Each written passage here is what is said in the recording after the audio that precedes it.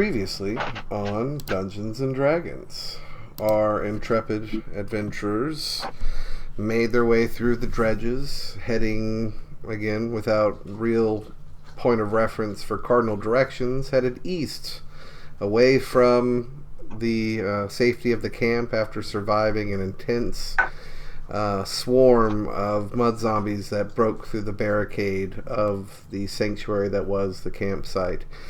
After fighting off those forces, recovering your energy, speaking with a number of the other dredgers here within the camp, decided to head out further and explore the ditches here. You made your way through the rampant tunnels here, eventually discovering a chamber where you found a relatively large wolf, seemingly encircled by these vibrant lights, these spectral entities that seem to be cornering this creature. And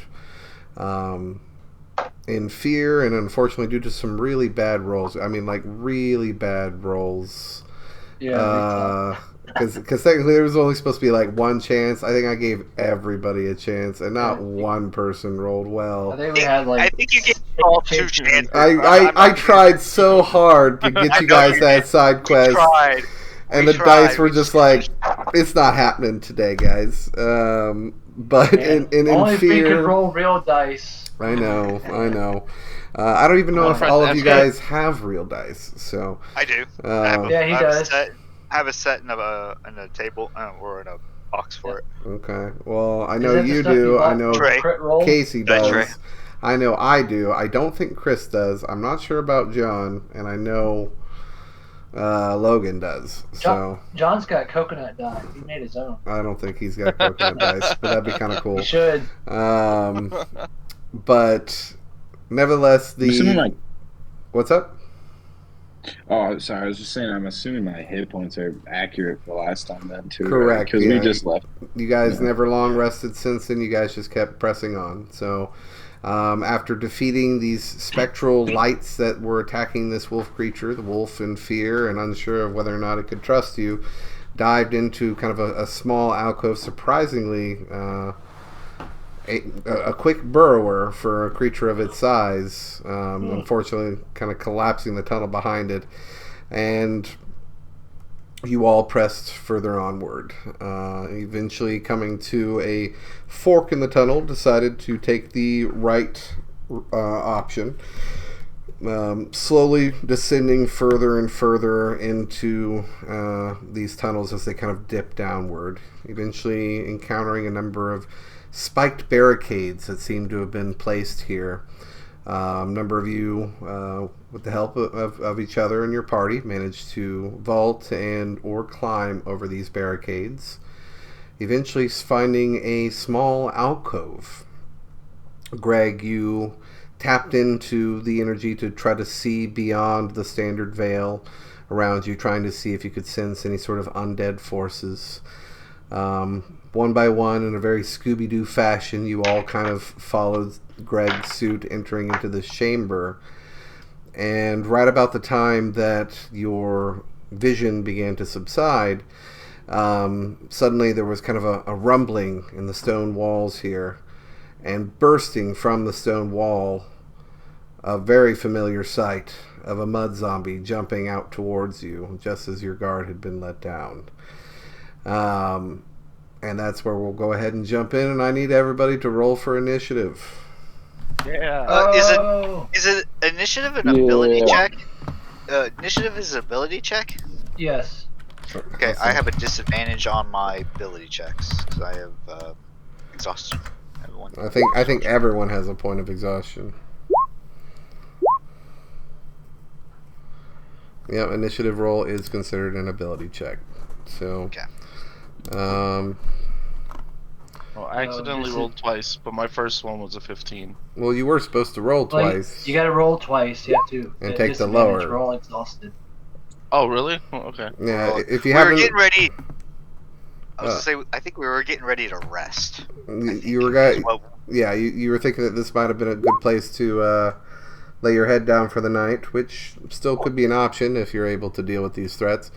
But you want to double check your conditions on your character sheet and make sure you have 1 point of exhaustion tagged for Archimedes. Dude, fucking roll, damn it. Let's see. I'm showing that you did roll. Yeah, I rolled once. It won't let me roll again. Oh. What did you get for disadvantage, There we Greg? go. 19. At disadvantage? I rolled 19 twice. Damn. Yeah, my disadvantage, I got a 15 on 14 plus my 1. my initiative is also +2. I just don't have because I'm not rolling through D&D Beyond. Okay. So I had Arthur's auto-populate, but that was wrong, so I corrected it. Greg has 19. Archimedes. I rolled a 6. And also, is the music coming through clear? I don't hear it at all. Should be coming through now. I can Are hear you it now. watching the stream? I can slightly hear it. I hear it. Good. I couldn't hear it before, but I can I hear forgot it to hit play. That was my bad. now. Okay. Okay, yeah, no, I hear it. And then I think Yeah, there we go. How much exhaustion am I supposed to have? 1 point of exhaustion. 1. Yeah, I gotta add that in myself.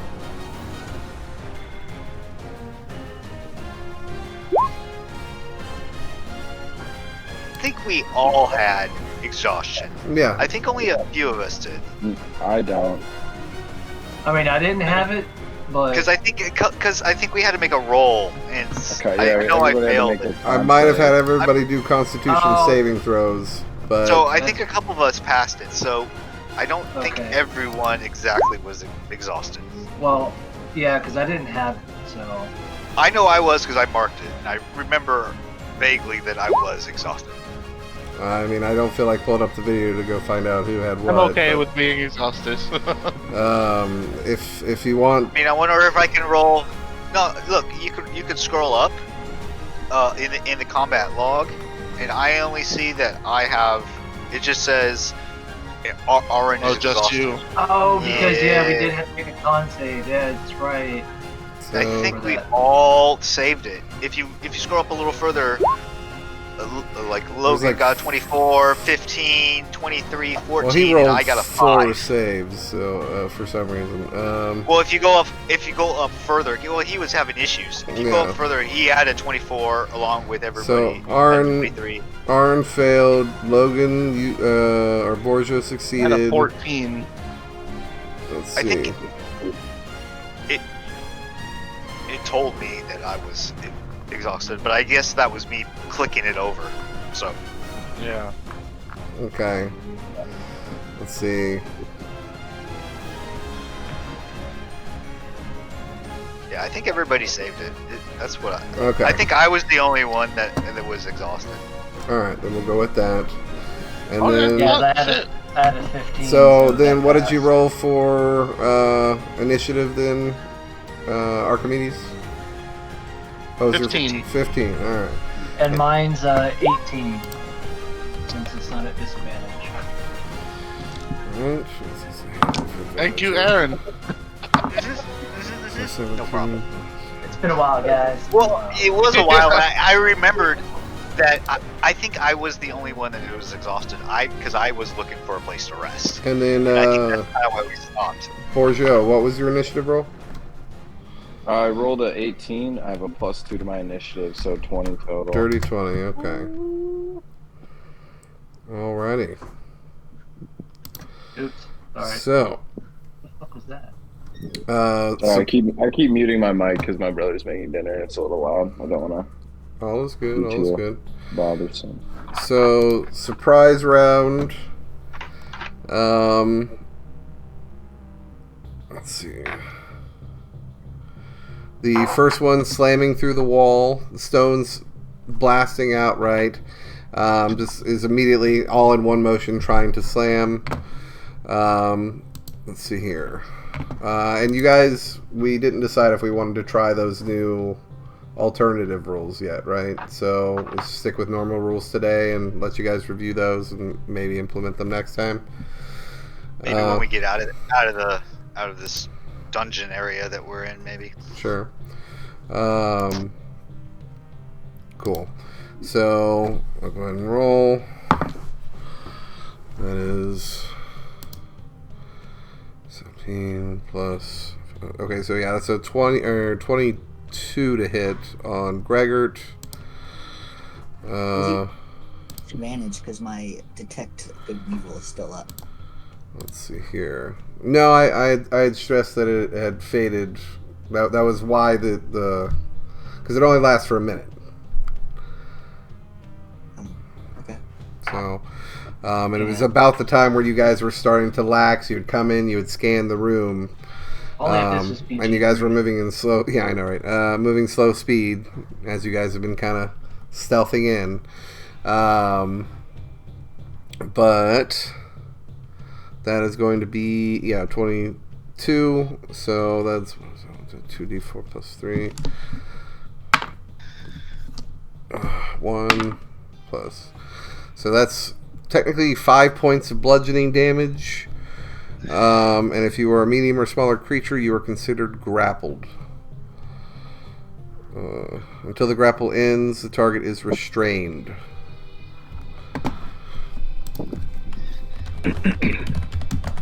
Let's see here. Who?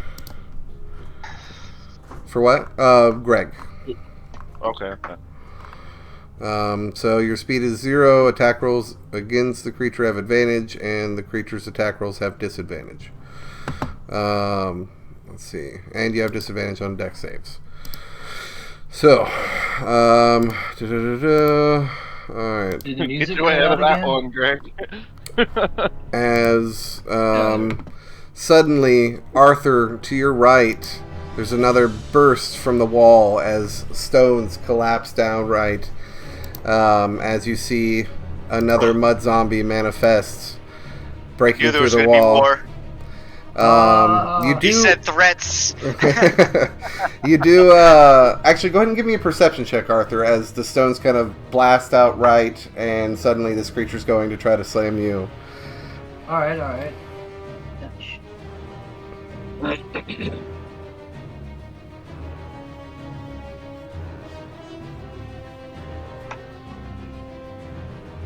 Fucking roll.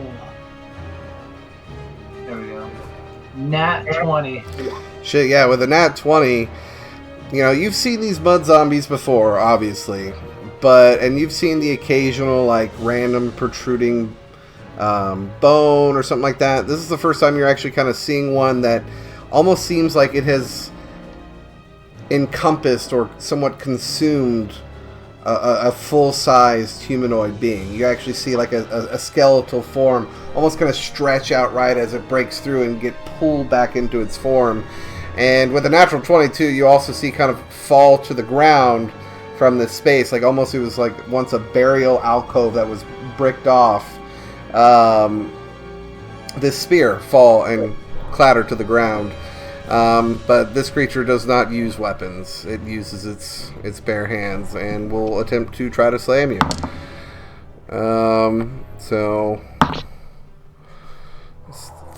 13 plus 5, 18. 18 is my armor class. Okay, so Meets it, beats it. that's 4, 7.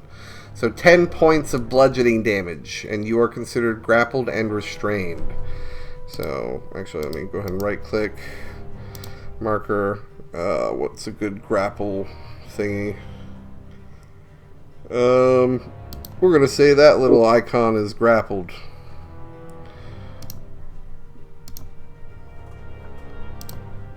Oh, There we go. And restrained. Okay, and that's going to end the surprise round. So back to the top of initiative, which I believe is Bourgeot. You've just watched these two mud zombies burst through the walls, attacking your allies here. What do you do? I'm gonna rage. Rage! All right. Right off the bat, I'm gonna take my longsword off my Well, back, first, plant my feet into the ground, describe and just to give us up. what this rage looks like, and I believe there's something you have to do at the start of your rage based off of your subclass. I Oh, can't oh, remember shit. if I have to do it every time. Like, I think I can choose whether or not to do it, but I was gonna do it No, anyways. that's. I'm pretty sure it's Oh, automatic. oh It no, has to yeah, it happen. is. It is. It is. Should Yep. be.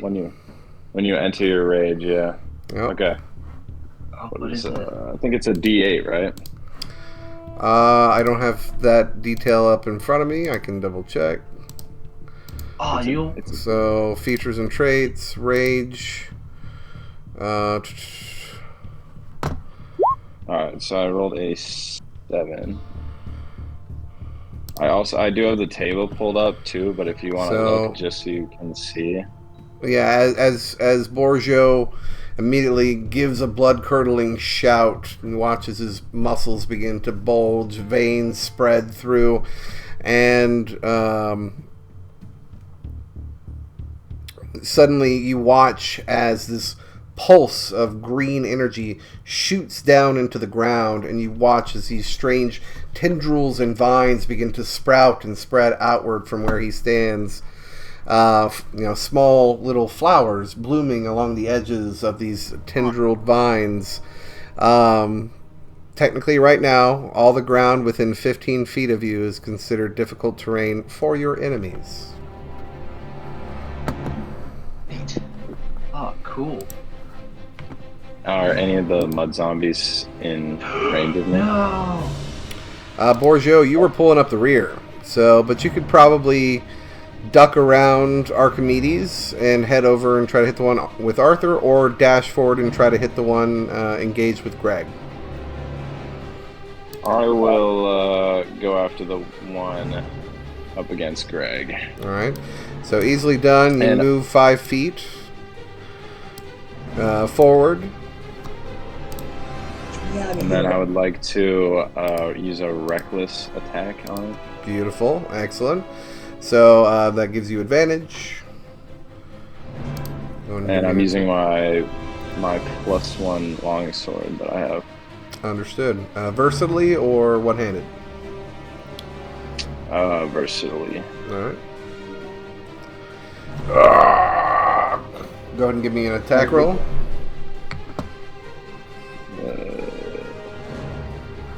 Get it? Oh, but it's recklessly, right? Correct. Yeah.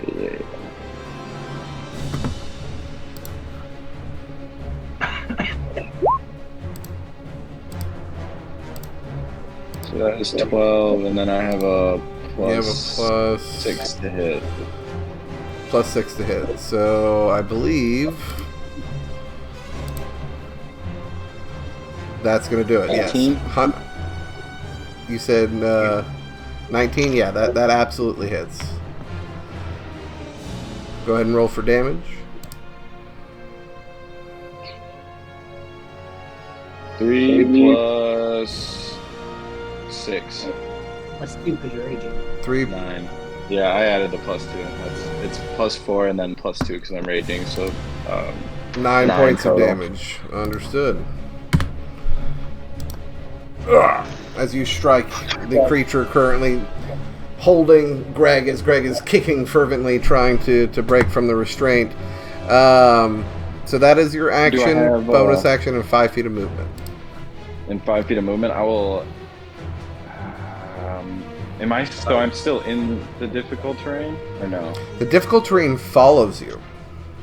It follows me. Okay, in that case, I will just, if I can try to position myself kind of between Gregor and the creature, just kind of acting as Both a shield. creatures are currently within the 15-foot radius of your thing. This is a very enclosed space.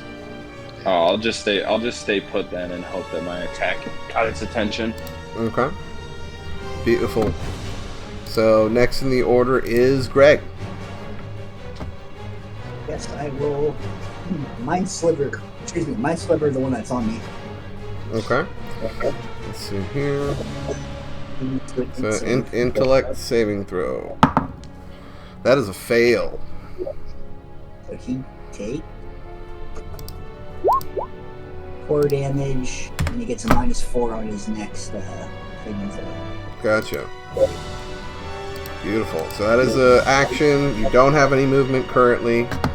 Do you have anything bonus action? Not really. No. Okay. That's it. Alright. So that'll end your turn. Next in the order is Arthur. Arthur, he sees Greg in this situation, and he's like, Greg, hold on! You're feeling And your as he says, chainmail kind of being squeezed in as you're being restrained and crushed here. yeah, so let me make sure I can do this correctly. Ooh, no, I can't, because I was going to cast Shield of Faith, but it requires material component, so if I'm restrained, I probably can't grab anything, right? So, Well, depending on the material component, I believe. Let me take there's a shield. it says a bit of holy text written on it. Yeah, but you also have a holy symbol that you wear, correct? Yes, I do. So long- I mean, to be fair, arms are somewhat restrained. I don't know if you could bend and reach up to grab it.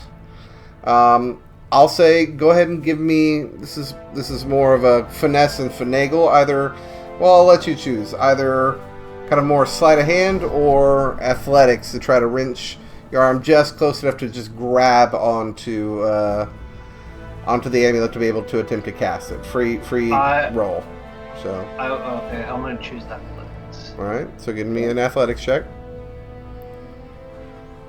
Now I will stress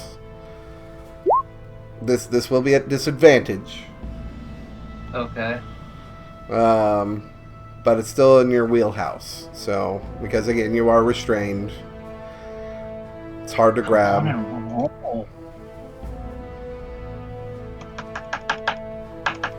rolled.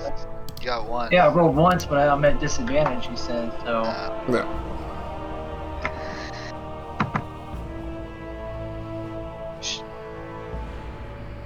Alright, for some reason I'm having some issues with rolling on that, so I'm going to try to just manually roll. We know it's a +5. Dice. So, Yeah. So with the +5, 14, so you managed to reach up and just barely grab onto your amulet as you start to channel and cast. What does this look like as you cast Shield of Faith?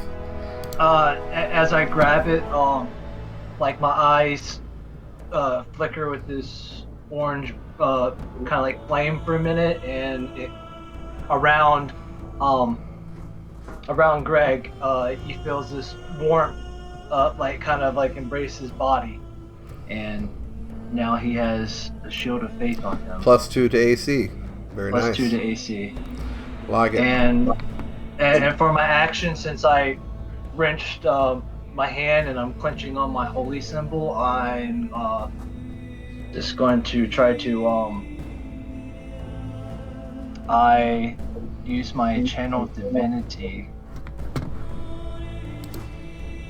as an action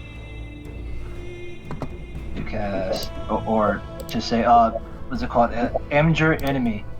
It says, as an action, you can choose one creature within 60 feet of you, the guy who's holding on to me, to make a wisdom saving throw. Since he's undead, it's at disadvantage. On a failed save, the creature is frightened and its speed is reduced to 0 for 1 minute or until it takes any damage. On success, the creature's speed is halved for 1 minute or until the creature takes any damage. Alright, this is a singular creature. So yes. So you kind of raise the holy symbol up as much as you can, trying to point it at the face of the creature that holds you. It needs to make a wisdom saving throw.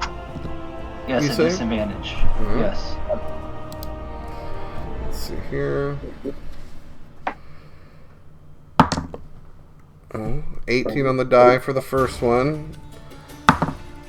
And that's a natural 20 on the second one. So but it's got a -1, so does a 17 fail? No. Okay. So so his speed is half right now. for 1 minute. Understood.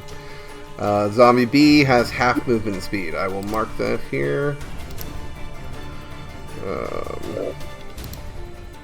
We're gonna give him. This will be. We'll give him the snail. All right. Appropriate. Yep. And then. All right. That's your action. Bonus action. You still have 0 movement, so that's gonna end Arthur's turn. Next in the order is Mud Zombie A. Mud Zombie A is going to. He's just going to slam Greg, basically full on Hulk slamming him into the ground. However, he does have minus D4 because he failed the intellect saving throw, and I believe Greg has a +2 to AC currently. So, Yes. However, he does have advantage on the attack because you are currently restrained. So, rolling a D20. That is 21 for the first one. So far, I haven't rolled the D4 yet. And a 15 for the second one. So 21 minus a D4. That's 19 to hit. Okay. So that is 8 points of bludgeoning damage. And he's not really moving. B's turn now. B, still holding you, Arthur, is going to take an attack. Nice D&D Beyond keep doing this. So that is a dirty 20 to hit, which I believe does hit. Yes. Okay. That's the wrong track. So that's 2d4, so 3, 6, 9 points of bludgeoning damage. And then that's going to end the Mud Zombie B's turn. It is now Archimedes' turn. Professor, Doctor. Question: wasn't that one frightened, and shouldn't he not be attacking? No, he's not frightened. He's not frightened. He just has slow half 'cause he speed. succeeded. Yeah. Okay. Yeah. Alright, so, Oof, that hurt. on the one that just attacked Greg, Mhm. I am going to cast a guiding bolt. Your favorite. Right up the butt. Yes. Alright, go ahead and give me an attack roll on... 21. Yeah, 21 absolutely fucking hits. Go ahead and roll for damage. 8 damage. 8 damage on A. Beautiful. Let me double check and see if there's vulnerability. There is not. So, seems to have a solid effect against the creature. But he's Creature's glowing. yeah, and you do watch. Remind me, what is the kind of color spectrum of your spell as it's hurled from your hand and as it makes contact with this creature, kind of illuminating it with this glow? This guiding bolt's gonna have like a purple color that starts emanating from my hand and just kind of blasts right at him. Hell yeah. Superhero style. You do a finger gun? Yeah, okay, a finger gun. Yeah. Beautiful. I love it. So that is an action. You still have bonus action and movement. Yes. As a bonus action, who has the lowest health right now? I'm at 9 right now. I'm at 6. Probably Arthur. Greg's at No, 6. Greg's Okay. at 6. Greg's at 6. He can use it. Okay. Oh, Yeah, I'm gonna cast Healing Word. I also need a concentration check from Arthur. Oh yeah. I just yeah. spilled milk everywhere in my pocket. Sorry. Dude. Oh no. Don't cry over spilled milk. Oh, I knew it was coming. Greg, you are So healed by 4 hit points. Concentration check. That's Constitution saving. Constitution saving deal? throw. Yeah, DC 10. Alright. I missed Got my you 4 more concentration, there, John. Ah, check on I don't know why these buttons keep failing on this shit. Hold up. Do it on D&D Beyond. 7 plus 2. That's 9. That is a fail. You watch the kind of light, sparkling, flaming energy that Arthur hurled in your direction, Greg, begin to fade on your person. You lost shield. You I lost lost the shield of faith. concentration. Fuck. So next, in the order. Oh, but you were healed 4 hit points by Archimedes. And I kind of imagine he, with the secondary hand, he hurls another bout of purplish energy that suddenly fills you with energy, and you are slightly revigorated. Beautiful. Oh, can I do that as a reaction? Hold on. Wait a tick. No, I'm sorry. Archimedes, you cannot cast a spell with your bonus action if you cast a spell with your action. I don't know. It just says 1 bonus action. What the fuck am I supposed to know? I know. It's not BG3, dude. It's not BG3, I know.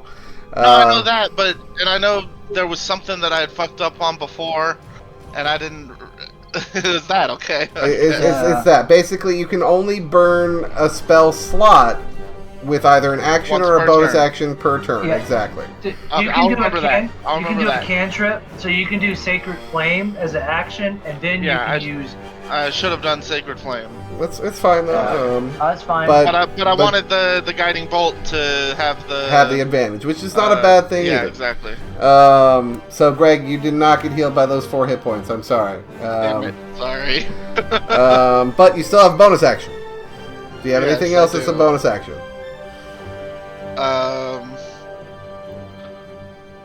I can do an unarmed strike, right? If you have a light finesse weapon in your offhand, but I believe you wield a shield. I have a mace, and I believe your shield is in your offhand. yeah, I do have a shield. Yeah, so that's how you get those extra 2 points of armor class. So, beautiful. I guess I'm just gonna do nothing. Yeah, you can do that. If you have nothing you can do, then yeah, that'll end your turn. So next in the order would be Aaron Deaffoot. Okay, seeing both of his teammates or compatriots, intrepid adventurer comrades, week 1 would say, restrained. I guess he's gonna go for Gregor, the one that's attacking Gregor, I guess, or got. How's that work? He's restrained, so it's like reaching around, grabbing him, like pulling him in, kind of thing. Correct. Yeah. Okay, so that zombie's glowing, so I'm just gonna go around, just like around to. I mean, you're already here. within 5 feet of him. You're in the middle. I know, but for flare, Okay. we're gonna go right around this way, just staying close, and from the upside, so I can see Bourgeot. Sure. I can give a good old. Let's say, how do we attack? We're gonna use my Who's Rodon? sword. Yeah, we're just gonna give it a good old slice up like the side, up the back, to maybe keep it from, maybe push Greg out, maybe that way. I don't know. Okay. That kind of sort. I would say you kind of go into a full dash and then slide underneath Greg's kicking legs because you kind of move to the Yes. space where he would be at. Pop back up, turn around, slide, and go for kind of an uppercut slice across the That's side what of the mud zombie. So go ahead and give me an attack roll at advantage.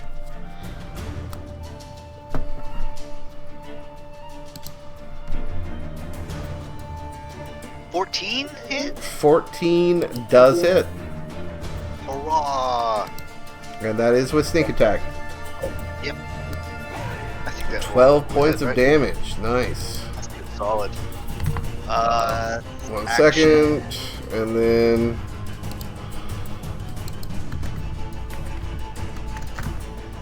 all right. You watch this thing almost cleft in twain as you almost fully cut it in half, and you watch as the other kind of split piece that starts to mold and close shifts and spouts just next to you, forming a second Oh, bitch. I forgot. mud zombie. But smaller, right? Oh no! Forgot about But that. but the two of them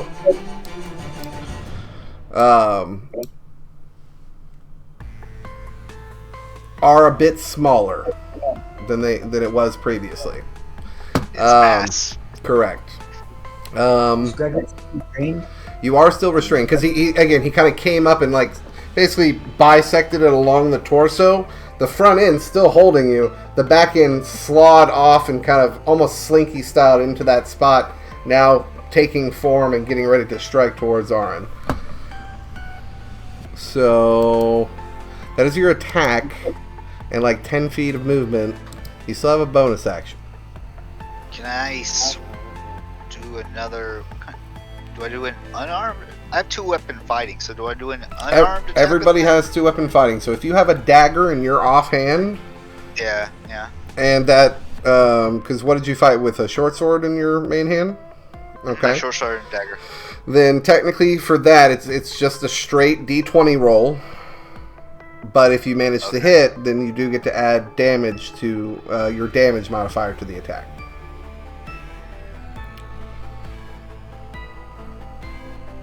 16.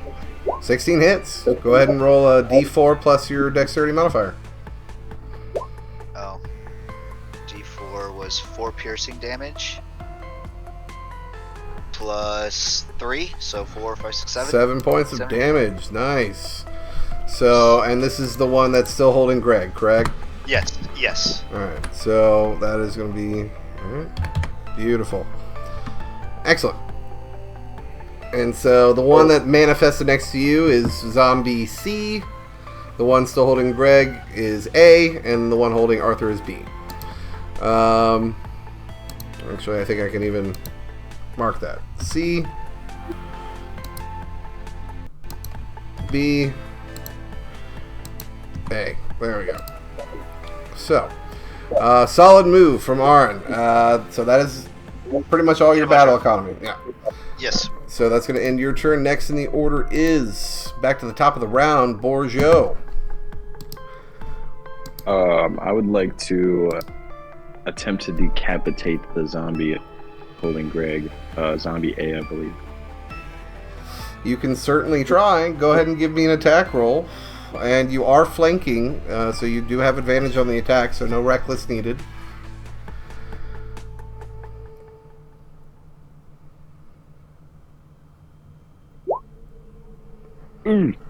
What's your... It's like a +6 for you? Yep. So that is a 15. That is a 15. So 15 does hit. Go ahead and roll attack damage.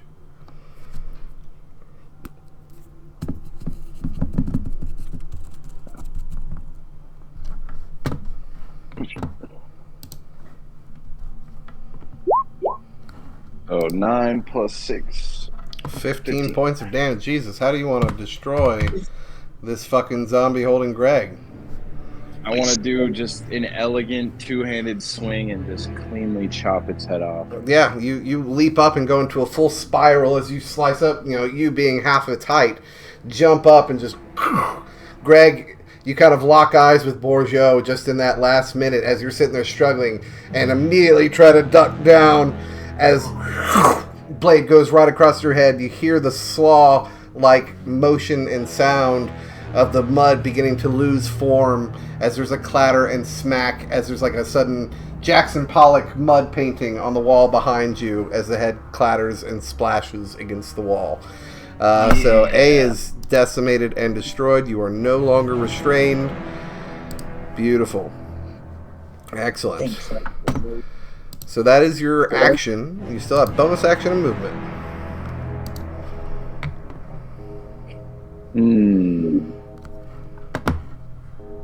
Let me see. So that's a fail on your breaking of the grapple there, Arthur, on your turn. Is that what your roll was for there?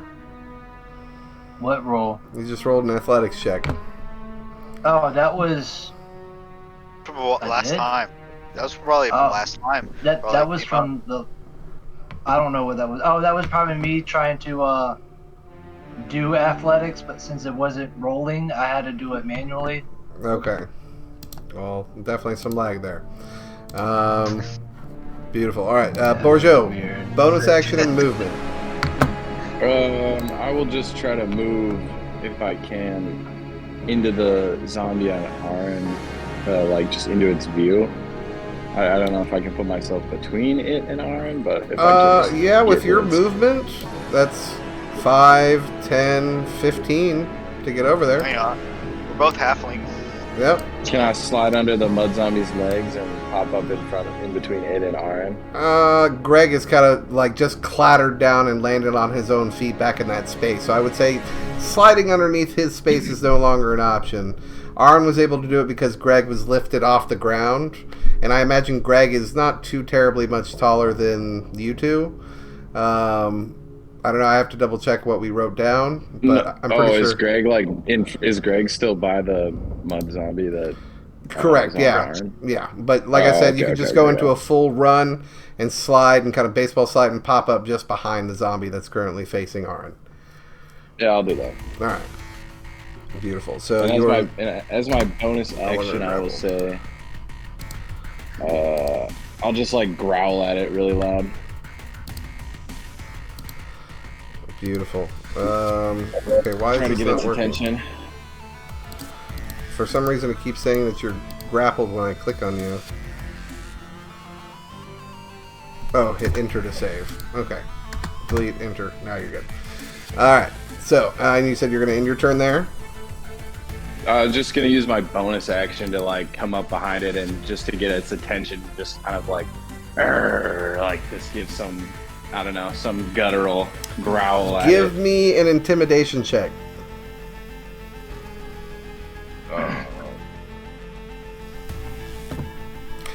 And I think as a barbarian, maybe this is a higher level skill, but don't you have the ability to use your strength modifier for your intimidation checks? Might already be calculating that. I don't see it in D&D Beyond, like when I was reading my features. Okay, then you might not have that yet. Or it might be an optional thing. I don't know. But what was your intimidation roll?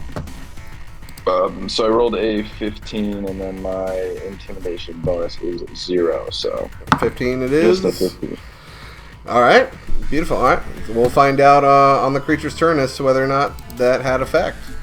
So that's going to end Borjo's turn. Next in the order is Greg. I will cast Chill Touch on the one that's in front of me. Okay, I believe that's a ranged spell attack, correct? Yep. Do you have a melee spell attack? I don't know how to tell. You have to click on the spell and it'll tell you. Yeah. No, I don't. I don't want to step away because I'll get opportunity attack. So I kind of like have to.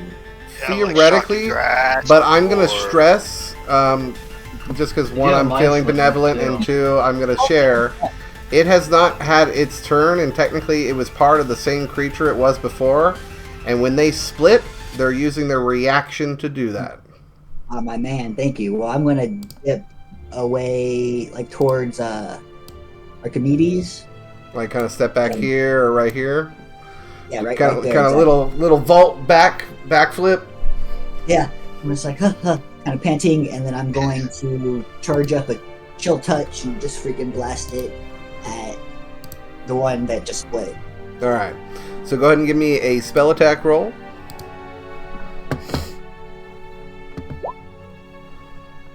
12. 12 does hit. Oh, sweet. 7. And this is Necrotic. necrotic damage, correct? Excellent. Yes. 7 points of necrotic damage. If the target is undead, he has disadvantage on attack rolls against Wait a me. minute. Against Something me. doesn't make sense. Beautiful. All right. What level? Level 3, right? Correct. Wow, oh fuck, my hit points are totally wrong, dude. In terms of max HP, they should be right. Yeah, because I have a D10, so Bonus action. it should be 38, not 28. Okay. Damn, I really want to go outside to smoke a cigarette, but hurt spells are just You ringing. can fix that, Yeah, but just make sure you're tracking how much damage you've already taken. yeah. And then I'll be at. Yeah, here. Let me. But 7 Come points of on, necrotic damage, and he has disadvantage on attacks against you currently until your next turn. Correct? Until the end of my next turn. Tracking. Beautiful. So that is your action. Like 10, 15 feet of movement. What was it? 10? Yeah, 10 feet of movement. We got any bonus actions? I don't have any potions or anything, so I'm in. Alright, so that's going to end Gregor's turn then. Arthur, you are up. You still have 9 hit points. Hold up. No. I had to correct something. So I should be at 19 hit points, not 9. Not necessarily because of the whole long rest issue here. Remember, you guys only gain 5 hit points per long rest, so I'm going to say that currently you have 9 I know hit points. I used that amulet last time too. So Which amulet? the one that we have for healing, what's it called? The one that lets you use short rest dice, but you only gain Yeah, 1 hit I dice think so. every long rest. Actually, I don't even know if I used it, so I'm just gonna stay at 9. So, Yeah. So, jeez, don't get mad at me.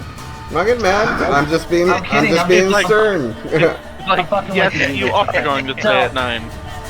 Yeah, It's like you have 9 hit yeah, points. you are. So yeah, grappled Arthur, digging into his feeling the fury with inside. Looks up, and as he's feeling that fury, feeling that hit, he's going to use his feature, not his spell that he has. The feature, what's it called? Subrace, Cure Wounds. And as I do that too, I use my angelic feature to amplify that using one of my hit die. Is this your No, it's divine sangromancy, or? Yeah, Divine Sangromancy is going to allow me to amplify my Subrace's use of Cure Wounds. Okay. So, You can tap into the blood and boost the power of the divine. Whenever an allied creature within 30 feet of you regains hit points, you may spend a hit die and add the results to the amount of hit points gained. And how many hit die do you have left?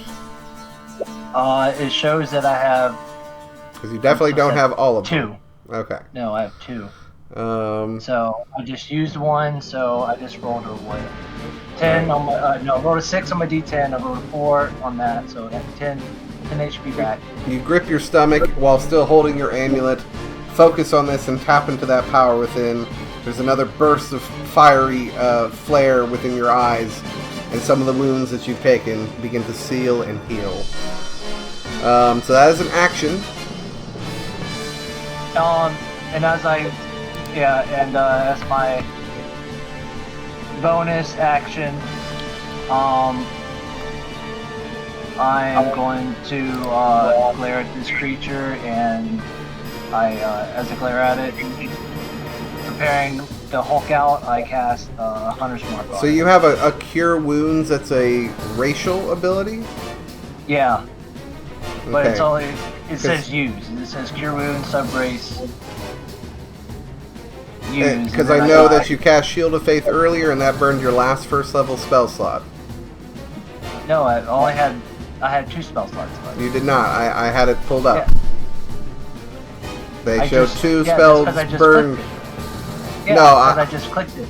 No, I'm saying like I've had your character sheet pulled up before the session, and when you guys fought the Will of the Wisp last time, you burned through 2 of your first level spells. You have not had a long rest since then. Oh, because it kept showing 1 on mine. Okay, cool. So And you Alright. burned your last one when you cast Shield of Faith. But if you have Cure Wounds once I a day for did free, not know that. But yeah, I have one once a day. because I don't see that in your features and traits under your racial. I just see Divine Learning and the Divine Sangromancy, and your Lingering Divinity. So that's why I'm Part of asking. my race. Like Because in sub my race spells, it says cure wounds. Yeah, it says cure wounds sub race. in your spells. Yeah, It says use next to it. That's yeah, obvious. it says use. I see Use it. to I it, see and it here underneath now. it says sub race. I see it here now. Okay, so you use that one, which is fine. You would be able to do that. I'll say you did not use that last time. So, but yeah, you are spent on spells right now. Okay, I did not know that. Otherwise, Yeah. something Again, else. you guys were Dirty, trying. cheating bastard. No, I'm not saying anybody's cheating. I'm just Yeah, actually you are, tracking. man. I am tracking You're calling me everybody's spells. You're not the only one. Calling me out, man. And I'm looking. I'm watching, guys. I'm watching. I you. almost got away with the 2 spells in one. Yeah, that's why we can't roll manual It's because I've been dice. playing too much Baldur's Gate 3. Made me That forget the torrent's been rules. following us. That torrent's been following. So yeah, yeah, bonus action. I'm just like, as I'm preparing to Hulk out next time. Cool. Okay. All right. That is my turn. Damn, I So didn't know I burned through all of them. That's weird. we're just gonna treat my tracker here. We're only level 3, Casey. I think we No, only have- because I pulled up my character sheet at the beginning and it showed 1 use. And I was like, oh shit, cool, I got 2 left. Nice. Yeah, I pulled up everybody's character sheets when I started prepping, and You know, It when he showed told 2 me I use. couldn't do those 2 spells in one turn, I was actually kind of happy because I didn't want to burn 2 spell slots in one turn. it's like, I mean, you're technically not supposed to be able to. So, all right, beautiful. That's still a Sorry, solid that's- turn. You heal yourself up a That's a bit. delayed that's a delayed roll. I'm sorry. It's okay. What the hell is wrong with D&D? So next in the order is going to be the Mud Zombies. Mud Zombie C, immediately hearing this roar from behind, shifts and turns towards you, Borjo, and goes in for an attack. So, with the solid intimidation check, that is a dirty 20 to hit, however. I believe that hits on Borjo. Misses. Dude, That, stop. that misses? What the Yep. fuck is wrong with this thing, dude? I'm sure I- you I got would- an armor I would class of 20. 15. I have a 25 AC. Yeah. So that is 3 plus 4, so that's 10 points of bludgeoning damage, and you are considered grappled and restrained. Is the damage half? 5 damage. It is bludgeoning damage, so it is halved, correct. And I'm considered grappled. Got it.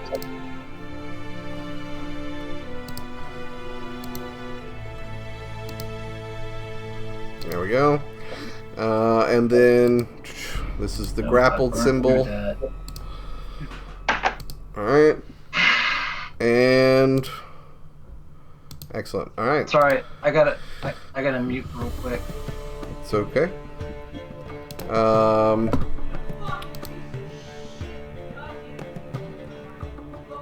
Yep. Next is going to be Mud Zombie Alright, D's cool. turn. Sorry, I had to get that out. It's all good. He's going to take an attack on you.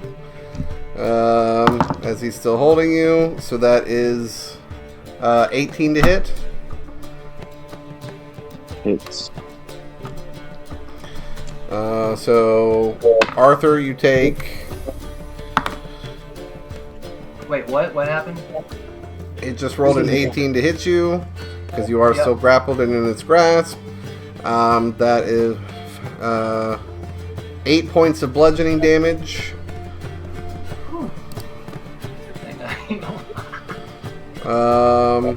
And then I believe that is the end of their turn.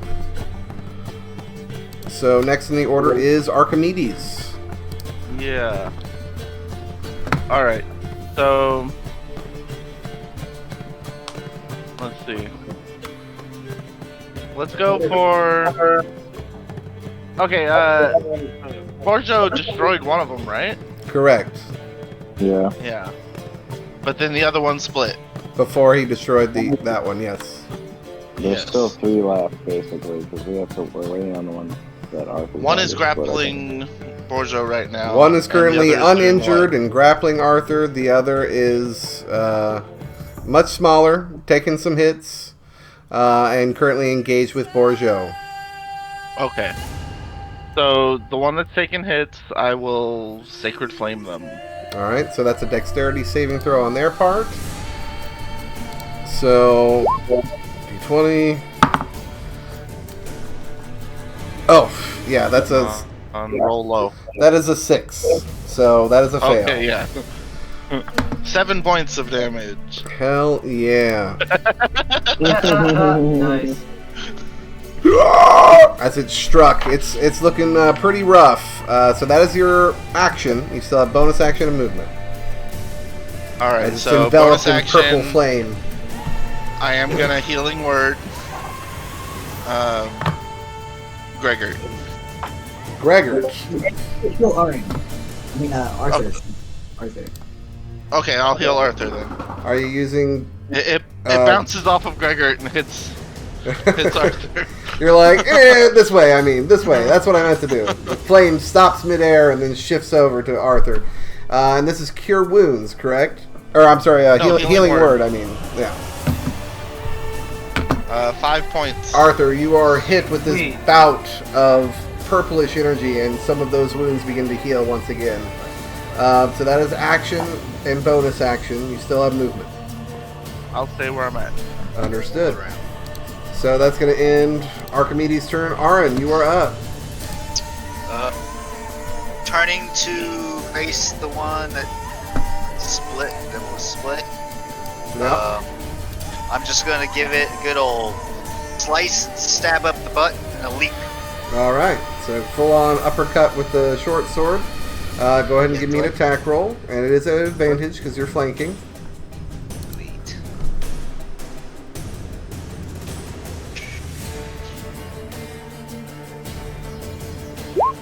18. 18 hits. Yeah. All right. Close that bitch. Oh, 17? 17? 17 damage. Yes. Aaron, how do you want to completely decimate this mud zombie? I want to just like I said, slice up the butt and just like straight up through him and just kind of like bisect him so Borjo drops like to his feet right in front of me. Alright. I'm going to say this should be pretty easy for you. It's not too difficult a DC. Give me a sleight of hand check while you're doing this, because right now Borjo is also currently full-on bear-hugged as you are uppercutting, clefting this thing in twang. Let's make sure you don't clip Borjo. Should be a strong suit of yours. Yes, I will say that, but we'll also say that I am exhausted, so I do have disadvantage on this roll. I'm aware that being exhausted sucks. 13? 13 succeeds. You manage to just by a small little fucking like cheek skin length of mud zombie tissue still left between tip of your blade and Borjo. Borjo, you suddenly feel a lax of mud just kind of collapse over you as the thing fully discorporeates and just slaps down onto the ground. You're just covered in this mud zombie filth as the two halves try to split and fall apart. And so this guy is no more. Yeah, Excellent. yeah. And you are no longer grappled or I will restrained. move towards the next mud zombie. Is that where he's at, or is he in the same area that Arthur is? It's kind of straddling that line. So, and again, Okay. I try not to use these so much as battle maps, but yes, you can easily get to the creature. That's no problem. I'm gonna get to that creature, and with my bonus action, give it a nice poke with my All right. dagger. Straight D20 roll. Yep.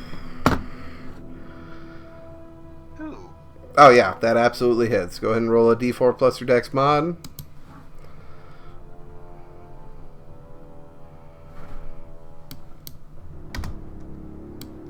Four again, plus 3, 7. 7 points of damage. Seems to be the lucky number. Excellent. And that is... the creature is not slowed anymore. So I'm tracking that. Granted, he doesn't seem like he's trying to move anywhere. We'll say you move like right here. So you're like, you were trying to get up close and personal. And then That's going to end Arm's turn. Next in the order is Bourgeot. You suddenly clatter to the ground, splashed and covered in this gore and mud. As I hit the ground on all fours, I want to kind of like dig my feet and hands into the ground, and I kind of just let out another like growl, and then I'm gonna pounce on the last mud zombie and try to take his head off too with my longsword. All right, so go ahead and give me an attack roll, and then bonus action intimidation check. Does he get any sort of advantage because he got poked by me and is dealing with? He's not really got- flanked in any way right now. Okay. Arthur's still very much in his grasp. The one that's. Can I make it a reckless attack then? I would say if you wanted, 5, 10, 15, you could get into flanking position. You could run around Arthur, trying to slide and spiral while screaming and come over to this position. He's not doing it. He's not doing all that. He's recklessly just jumping straight at it, swinging his sword at it. All right, so yeah, just give me a straight attack roll, but if you're recklessly attacking, that is still with advantage. Yeah. So I rolled the first one was just 11 on the die. 11 plus 6. Or... Yep, and then... So that's a 19 to hit. Plus 2. So that is a hit. So go ahead and give me a damage roll.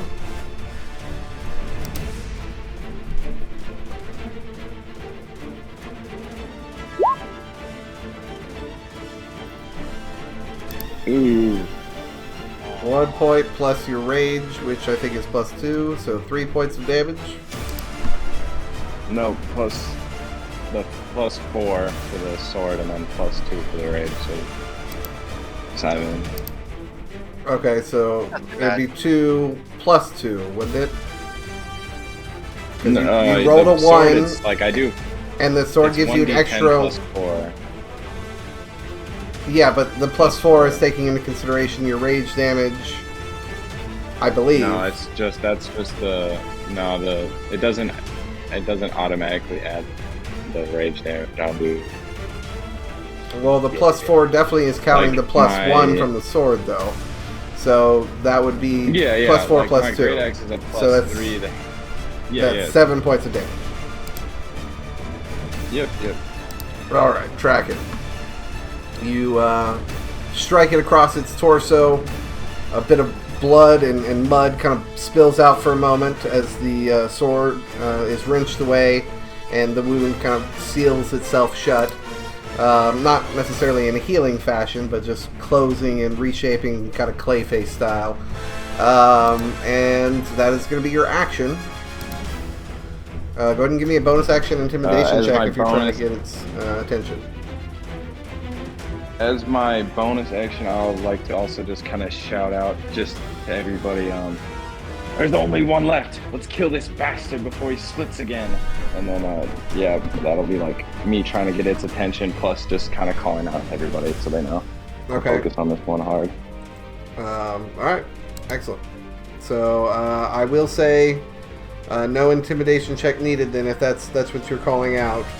You don't really sense a great deal of sentience from these creatures to have kind of a response to what you've just shouted out. I will stress that with your passive perception. But that'll end Bourgeot's turn. Next in the order is Gregor.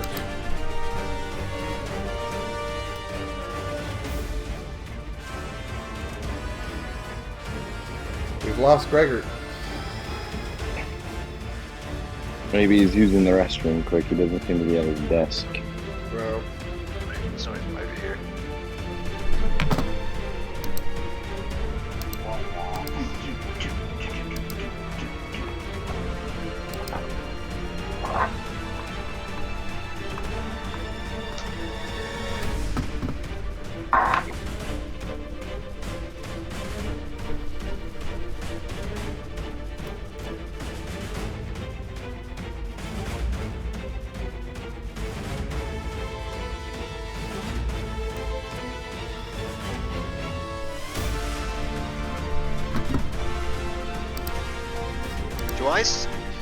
Casey, did you ever fix the evil eye stuff?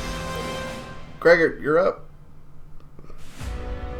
I don't know. I'll just chill touch again. Alright. Shift and turn. Another I think I did. spectral, I'm not sure. chilly hand begins to manifest, trying to claw at the creature. Go ahead and give me a ranged spell attack. What's 2? Yeah, that hits. Go ahead and roll for damage. Oh. 2 points of damage. Alright. Return. That'll end Gregor's turn. Next in the order is Arthur. All right, I am going to break this grapple. Alright, give me an athletics or acrobatics check. Go with that. Let it. Okay. Let's see if it works this time. All right, I gotta roll it another way. So it's gonna be 8 plus 5. That's what is 13. that, 12? 13. That just barely succeeds as you manage to wrench free from its arms and kind of slob down to the ground. So that is your action. Since that happens, as I do that, like as I break that grapple, as I'm doing it, I scream out like, "Time to die!" And yeah. And now I'm back up, standing up, shield in hand, spear, just ready to fucking stab at this guy. Which spear did you pick up? Did you have to pick up your spear, or did you already have it in your hand? I'll say it's a free action to kind of grip his spear. I'd say it probably clinks to his feet. Which one did he pick up? Did he pick up his spear, or did he pick up that one that just fell? Roll a d20 for me, Arthur. Okay. Odds, it's your spear. Evens, it's the other spear. It's not. 4. So evens, it's the other spear. Alright. Feels good in your hands. Seems to be in actually relatively good condition. So as I yell like it's time to die with my amplified with this veracity, like is it a free action to intimidate, or is that an action? I'd say that's like your bonus action if you wanted to try to actually be like over here kind of thing. Yeah. Sure, give me an intimidation check. All right. What's my intimidation? Your intimidation is +4. +4. Here we go. Come on, roll good for me. Yeah, it's 16. 16. Alright, we'll find out if that took effect at the start of the creature's turn. As you shout out, "It's time to die!" So that's going to be Arthur's turn. Next in the order is Mud Zombie B's turn. Yeah, with that intimidation check, and you being technically the big focus it's had this whole time, it's going to go in for another attack roll, see if it can try to slam you again. But not at advantage anymore, so let's see. That is a 12 plus 5, so 17. That absolutely does not hit. Hey! You throw up your shield and clink as the arms slam into it, not grabbing you this time. That's going to be its attack action. It's not going to move, so that's going to end its turn. Archimedes, you are up, and then Aaron, you are on deck. Alright, let's sacred flame it again. Alright, dexterity saving throw. Nice. That's cocked. That is a 13. 13 is the check. Is that your spell save DC? Beats it beats. Yeah. Okay, yeah. It beats it? Or no? Yep, no, your spell save is 13, so meets it, beats it, yeah. So you throw up the flames, and it kind of moving, fervently, responding as it bounces back. You hurl this bout of purple flame, and unfortunately it just flies just past the creature's face, smacking into the wall behind. So unfortunately that does not hit, but you still have bonus action. True.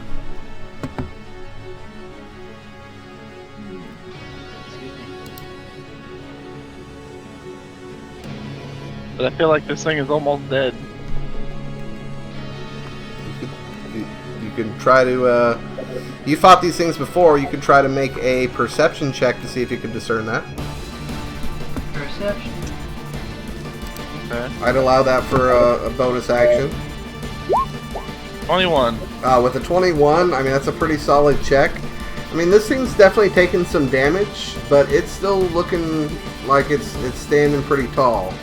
Can I physically attack it?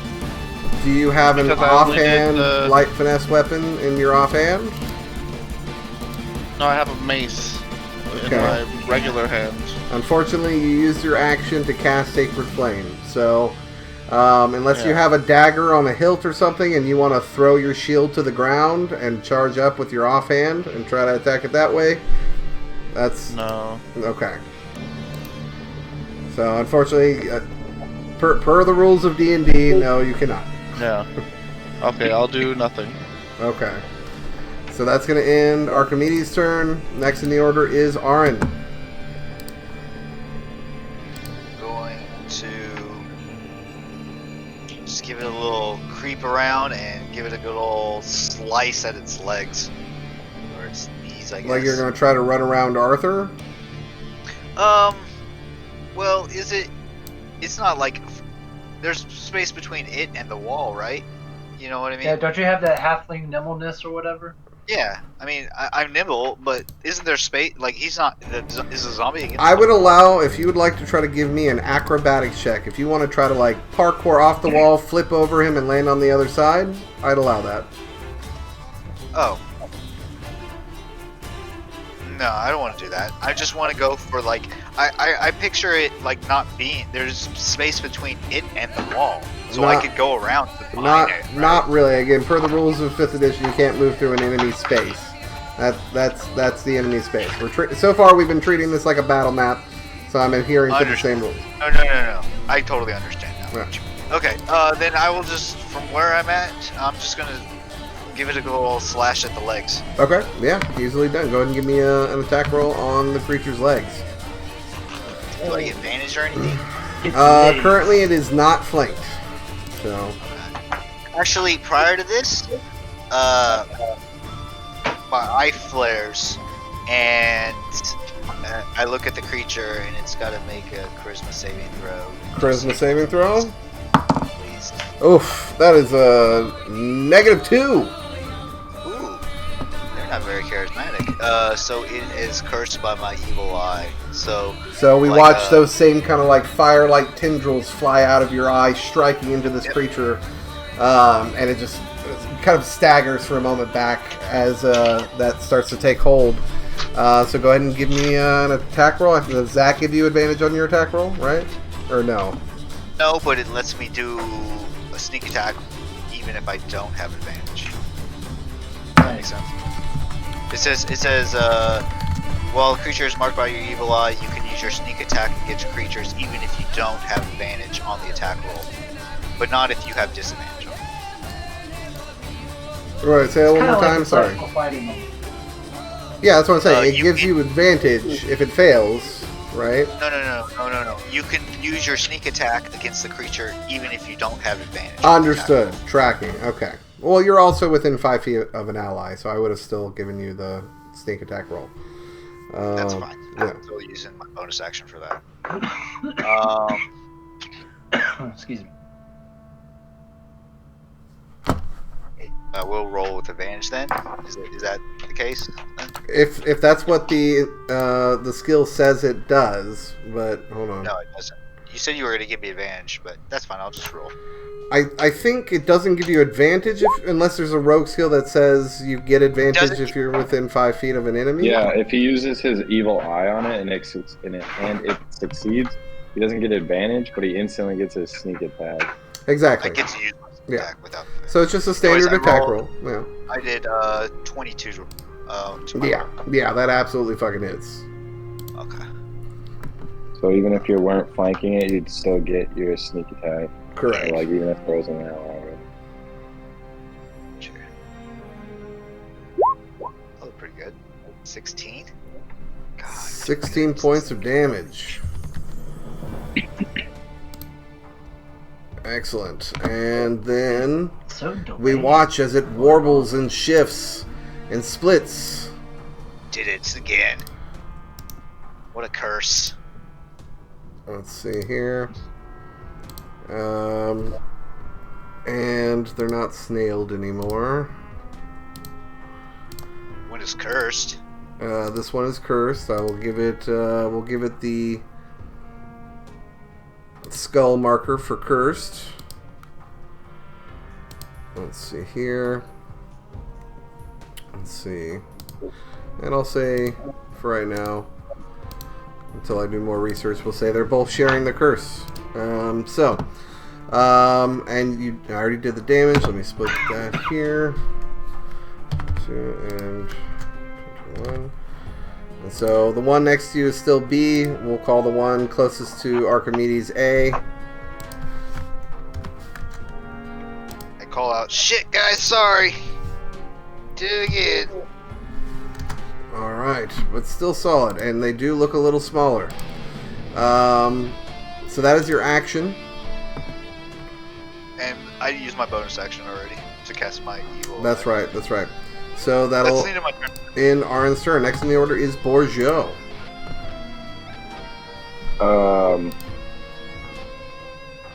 How long is I will. as long as he's raging, they still have the difficult terrain.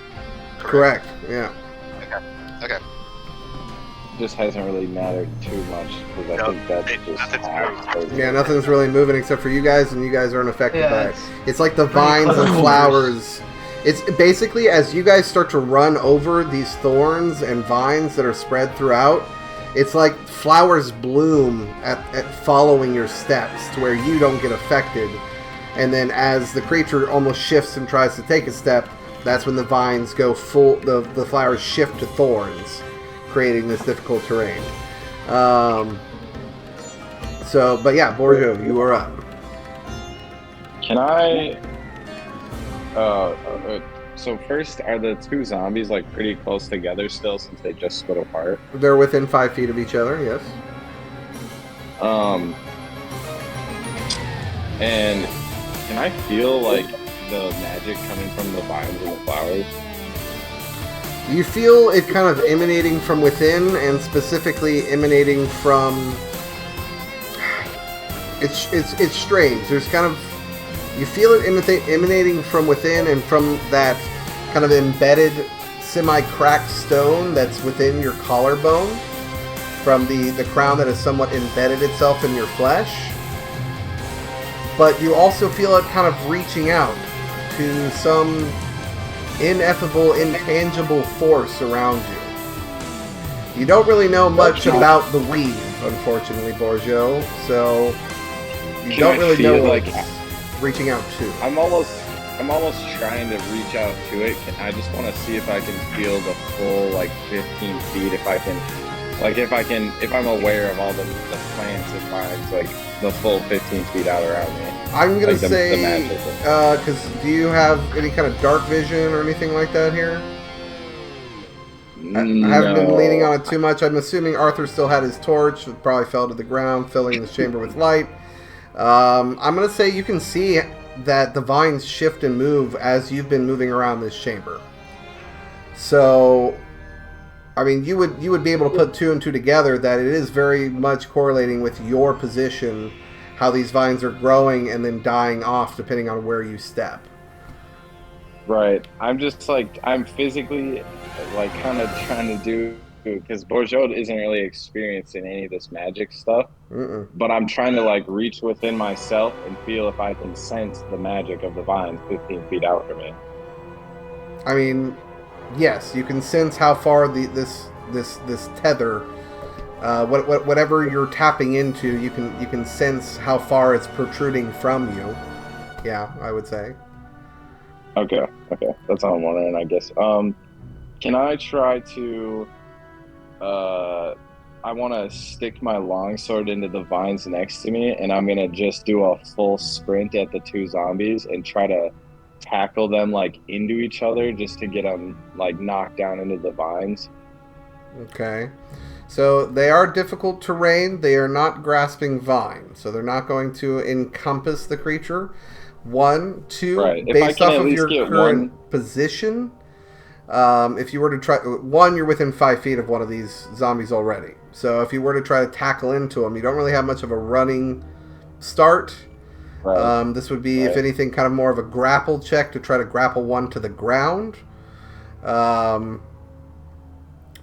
But Yeah, I'll try to I mean, grapple you've never one. had this effect happen to you before. You don't know, like, fully what it's capable of doing. You just know, and unfortunately, you haven't seen any of these creatures walk through the vines yet. So you don't, again, you don't really know much about the capability. You know how far it extends from you, but that's about it. So if you want to try to grapple one of these creatures, tackling one into the other to try to knock them both down from your current position is very unlikely. It's not really possible. They're not lined up that way. I will just try and I'll stick my sword in the ground still, but this time I'll take my axe off my back and I'll just make an attack on the one in front of me. Okay. So you stab the sword into the ground, pull out the axe from your back, go for a swing. Go ahead and give me an attack roll. It's a +5. So that's a 24 to 19. hit. Yeah, that absolutely fucking hits. Alright.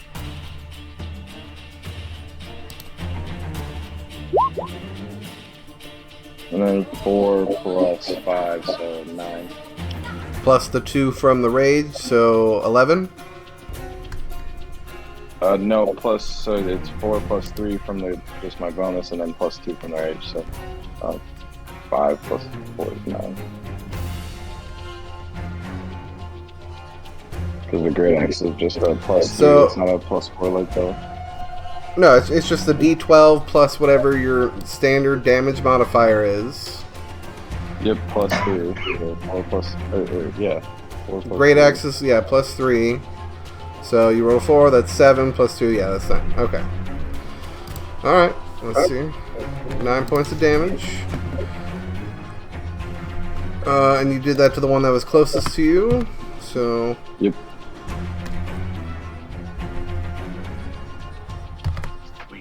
Hold on.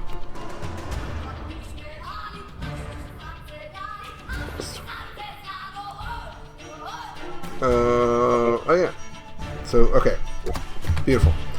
Solid move. You still have bonus action and movement, technically.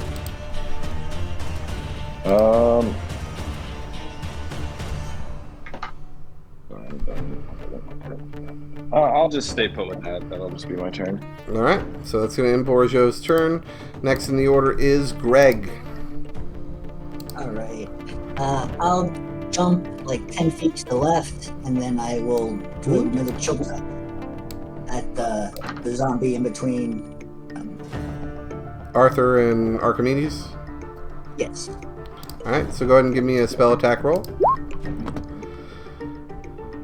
9 to hit, unfortunately does not hit. The claw rakes at the air, unfortunately missing the zombie. So that is your action. You still have bonus action and movement. There we go. Alright. So next in the order is going to be Arthur. Alright, Arthur takes a jab with the spear. Alright. The one in front of him. So right now, let me see here.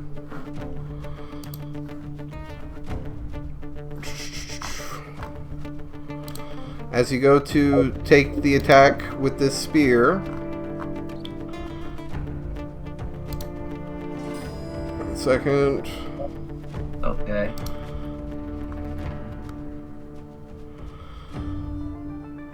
You do have proficiencies with spears because that's your primary weapon.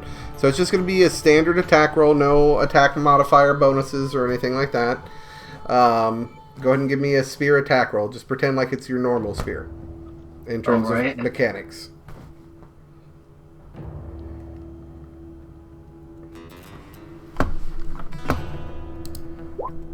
Ooh, that one. Oof. Maybe. Yeah, no, you go to strike, and that other spear stabs into the kind of rocky soil in the kind of vacant space where the zombie kind of busted through the wall, and the spear kind of gets stuck for a moment as you strike in there.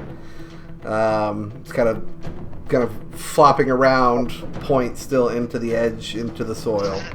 Can I use my bonus action with my... Because he's in that kind of like this furious rage moment. So, could I with the bonus action just yank that out? I will say give me an athletics check to try to pull it out of the wall. Alright. This will be your bonus action. That's an 8. Nope. Yeah, that thing is stuck in there good. With that fury and fervor that you went to stab with it, it's in there good.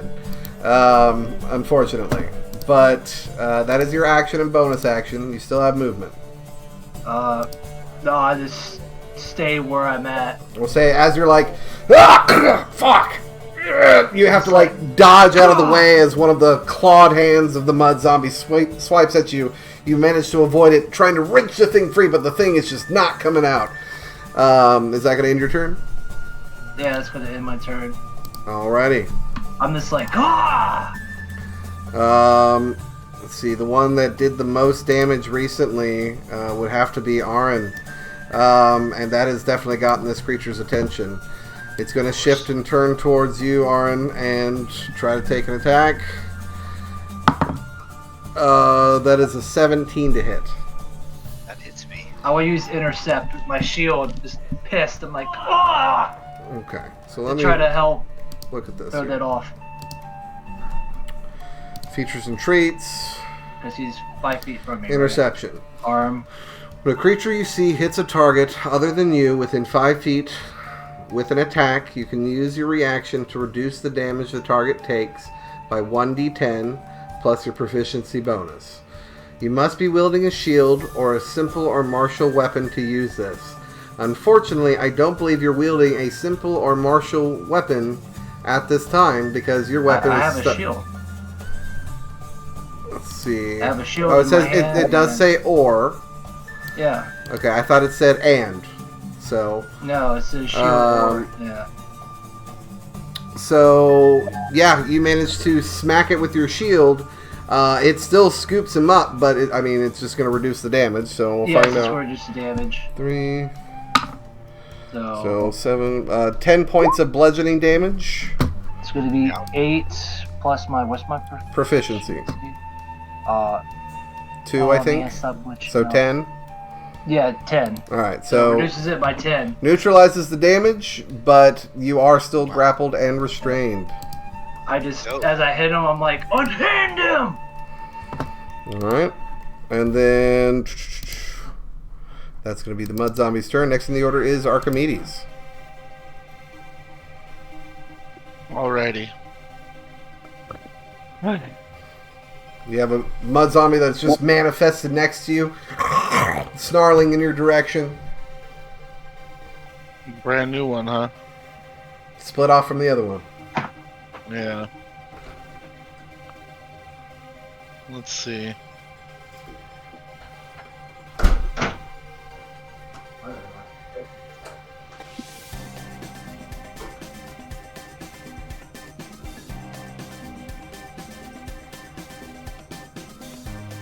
I will. Fuck it. Let's guiding bolt it. You're going to guiding bolt the second one level. closest to you. Yeah. Other ones can. Everyone else can take care of the other one. Okay, so this is a ranged spell attack. Yeah. You have spell slots? Yeah, I have 1 second level spell slot So Archimedes, and 1 first level. when you use a ranged spell attack, just like if you use a ranged attack with a bow, and a creature's within 5 feet of you, it is done at disadvantage. So I want you to be aware of that before you make this final call. Okay, then I won't do it. I'll Just do. Sacred Flame? Different. Sacred Flame Well, is different Sacred because it's Flame not a... is 60 feet. So, Correct, but it's a spell save spell, not a ranged spell attack. Because they have to make a spell save, there is no disadvantage when it's kind of imposed there on you. How about this? Okay. Instead of doing that, I'm going to cast hideous laughter on I it. knew you were going to. Alright. So, and this is a wisdom saving throw? Alright. Let's see. Yeah. These things are stupid anyway. They're not very charismatic either. Alright. It's snarling and toothy maw is kind of shifting towards you. It's, again, just clattered amounts of teeth seemingly from a skull that's within it. As it is getting ready to just chomp and slam down on you, it stops for a moment, looks at you, and just immediately kills over, falling, laughing its fucking little muddy brain out. So that's a spell slot, and it is currently, I believe, knocked prone from that. Yep. It is currently incapacitated and unable to stand up for the duration. At the end of each of its turn, and each time it takes damage, the target can make another wisdom saving throw. Understood. Alright. So, solid move. That is your action. You still have bonus action and movement. I won't do anything. Alright.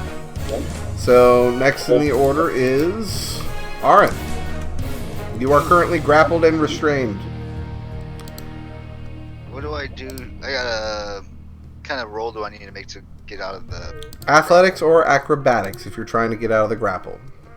Okay, we're gonna go with acrobatics. That will be your action. Yes, sir. Understand.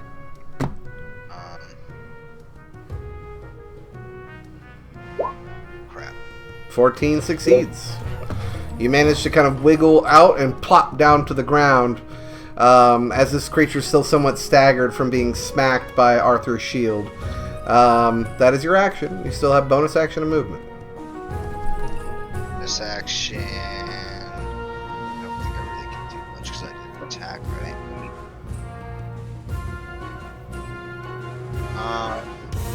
We will disengage, and I'm gonna run, I guess, like back towards like where Greg is. 5, 10, 15 here.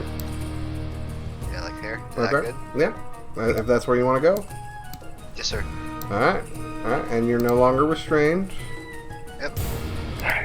So beautiful. And then that's going to end Arin's turn. Next in the order is Bourgeot. So, is the one that I hit the one that's on the ground laughing? No, that's the one currently closest to Archimedes. Alright, I'll go for the same one that I hit before then. Beautiful. Go ahead and give me an attack roll with the Great Axe again. Yeah, and I'm gonna do a reckless attack this time. Okay.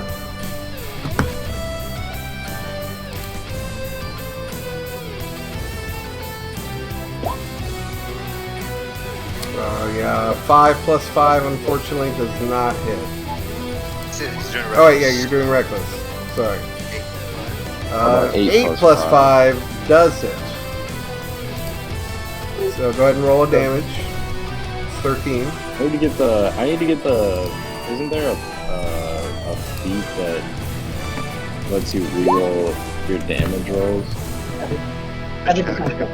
That's Great Weapon Master, I think, in terms of your fighting I need style. that feat so bad.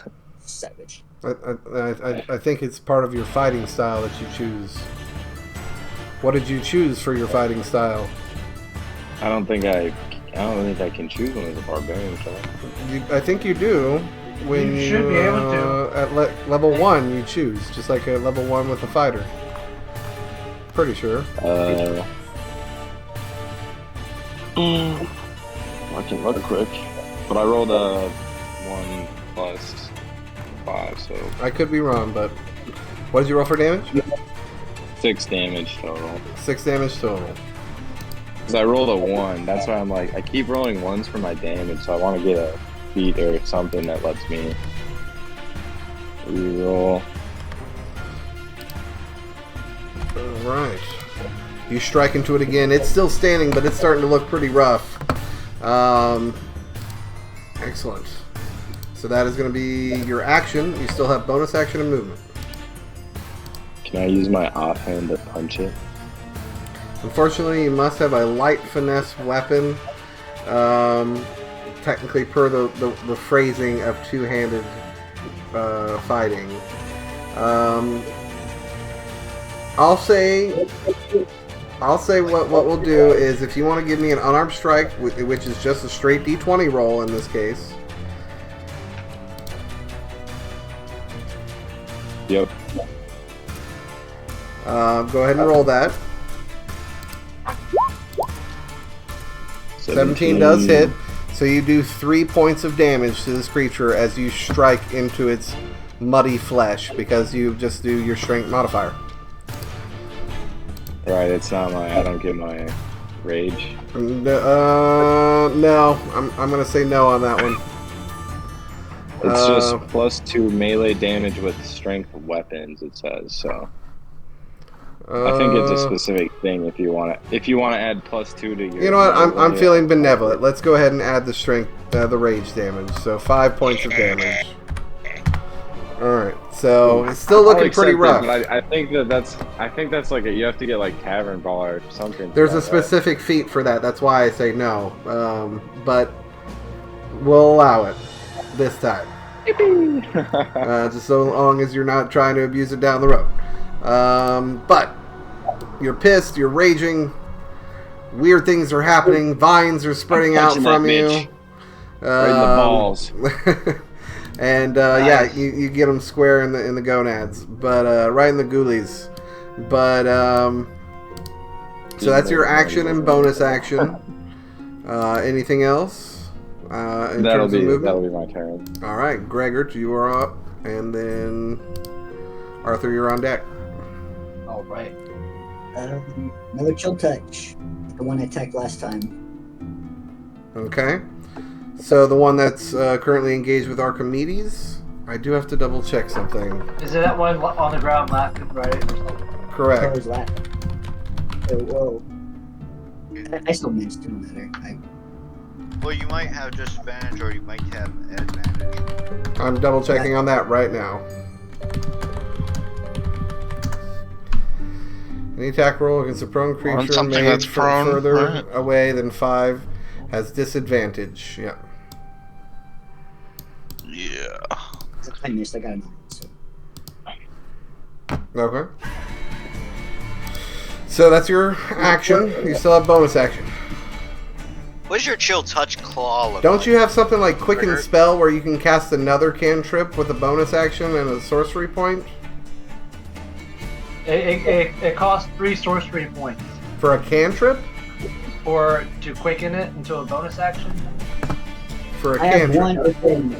one open sorcery point. So let's see. Let me read this. Quicken. When you cast a spell that has a casting time of 1 action, you can spend 2 sorcery points to change it to a bonus action. Okay. Gotcha. I only have one. Okay. Again, just trying to see if you got more options. But can I do like a bonus Is action your- like melee attack or something? Do you have a dagger in your offhand? Yes. You could throw it.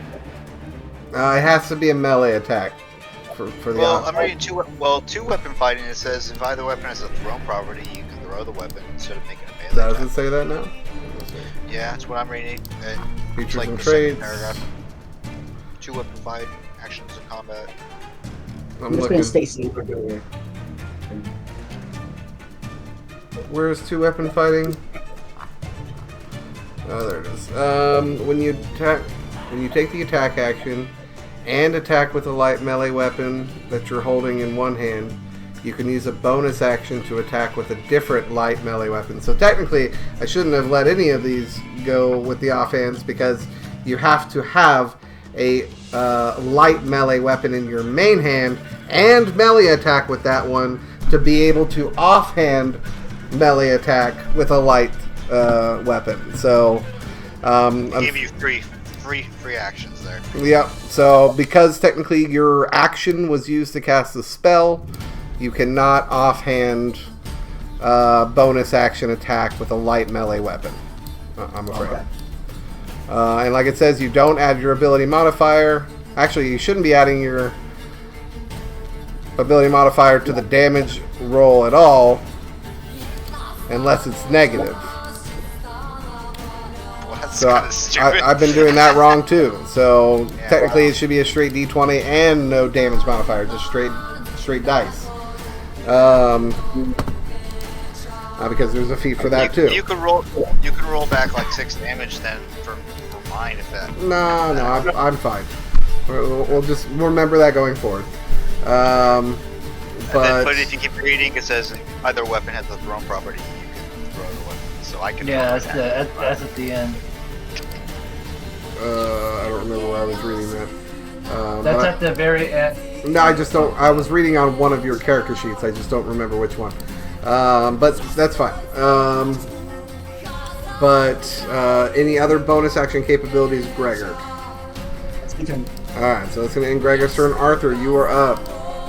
Sweet. That spear in the wall, is it an action to pull? I'd say a bonus with action. athletics? I'd say a bonus action with athletics. Alright, yeah, bonus action, athletics, pull it out. Come on.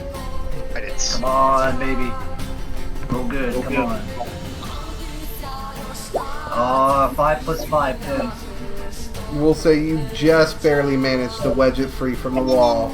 Nice. And wrench it free.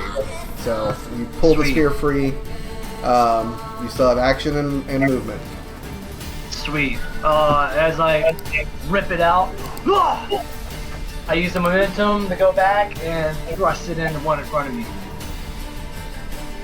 You use your momentum to pull back, like you're moving spaces, or you're just for flavor, you're kind of pulling back in that No, same no, cube? for flavor. Okay. Flavor, sorry. So you see a zombie in front of you, and you see another zombie on the ground next to you that's currently chuckling with a full hearty belly laugh. Yeah. I do the one in front of me because that's the one I was like focusedly intent on, and I'm. That's like, the one that's looking the most injured too at this point. Okay. So yeah, as I thrust it. All right. So. No, come on. You know. Wow, another nat 1. Clink! It goes right back into the wall again. Right back to the slot. Like in the exact same slot you pulled it from. It is now in there, super good. Yeah, Arthur's is getting tired and he's just Damn it. getting Damn, very dude. furious. So that's your action and bonus action, my guy, unless you want to move. No, Tried, that's I it. tried. Alright. So the next one is going to be the Mud Zombie's turn. This one's Man, going to these are try nice, to attack Bourgeot. Is this the one that attacked him most recently? So it's going to roll. That's an 18 plus 5. So I'm pretty sure that hits. Bourgeot. You take... Damn. 5 points of bludgeoning damage, halved to 2. And you are considered grappled. Got it. Could I have used my shield to dampen? Prepped. Since you technically just had your turn, is that a reaction thing? Yes. So then yes, you can try to do that. Yeah, I just kind of like I grabbed So- my Original damage was 10. Or no, 5. So go ahead and roll to see how much you reduce, and then we'll find out if he takes any damage. The other one's going to roll a wisdom saving throw to see if it breaks free of Tasha's. so it's 8 plus 2, 10. Alright, so you take no damage, but Just you bash it with are my shield. currently Oh. grappled and restrained. Nice. Same thing for me. Sweet. Let's see here, and then I do have to double check Tasha's. Your spell My save. shield as a weapon. Your spell save is 13, correct? Archimedes. Spell save? Yes. Okay. Unit is turned. No, your armor class. So Right. yeah, right. No. So at the end of the mud zombie's turn, the bloody and creepy, blood curdling laugh emanating from the creature suddenly comes to a stop, no longer filling this space, and it shifts its eyes towards you, Archimedes. But that happens at the end of its turn, so that's going to be the two mud zombies' turns. Archimedes, you are up. Is it still prone? It is Or has still it currently gotten up? it is still currently prone Oh, okay. because the wisdom saving throw happens at the end of its turn. Nice. Not bad. I'm gonna hit it. Yeah, Beautiful. I'm thinking the same thing, Aaron. Like, I'm gonna hit it with my mace. Easily done. The thing's like getting ready to crawl at you on the ground. You raise your mace up and you're like, no! Go ahead and give me an attack roll. Yeah, 19 fucking hits. Absolutely. Go ahead and roll. Let's try with advantage oh, to yeah. see if I get You do have anything advantage. better. Yeah. A 21. 21. Okay. So that still hits. Go ahead and roll for damage. 5 damage. 5. It's all conk to the head. Beautiful. Yeah, you do manage to just smack it straight across the face. A bit of mud and blood kind of fly off to the side. I mean, it's still coming, but it definitely took a solid swing across the face. That is your action. You still have bonus action and movement. Yeah. I can't really do much without burning a spell slot. So, no, I'm okay. All right. So that's going to end Archimedes' turn. Next in the order is Aaron. I'm going to run over to where shit. Yeah, where Archimedes is, and I'm gonna run through him and flank the zombie that's still on the ground. So you were here. 5, 10, 15, 20, 25. 25. Yep, just right on the cusp there. Yep, right there. Um, And attack the once laughing zombie that's still prone on the ground that just got conked. Beautiful. I'll even say that, you know, to save a little bit of movement speed, you kind of leaped over him because he's on the ground prone, right? So you leap over, jump onto the other side, turn, and go to strike at the ground. That is at advantage.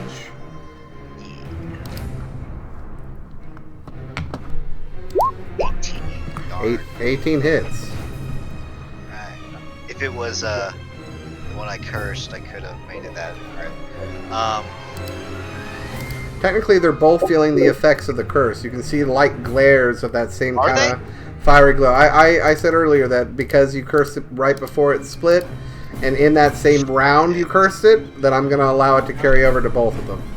Oh, well, shit, then I'm going to use my remaining jinx points to use my reaction. To spend 2 jinx points to turn the hit into a crit. Beautiful. Excellent. So you just come straight down right at the point in between the head and the body of the creature. So go ahead and you'll have to I rolled custom the dice. Okay, then we'll just do it that way.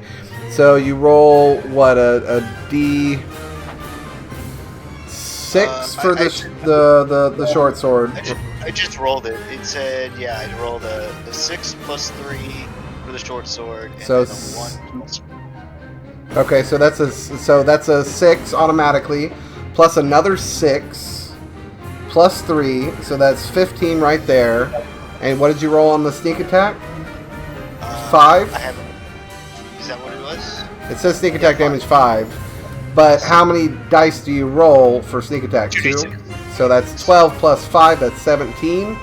Aaron, how do you want to just completely decimate this creature? So as I leap over it, I just give it a nice slash like right through it. And Hell just yeah. like clean straight through. Maybe not like straight through, just like slash it kind of like open. As Beautiful. I slide over to the other side. and the head kind of comes rolling, clattering just past you before it kind of splats and a skull remains at your side.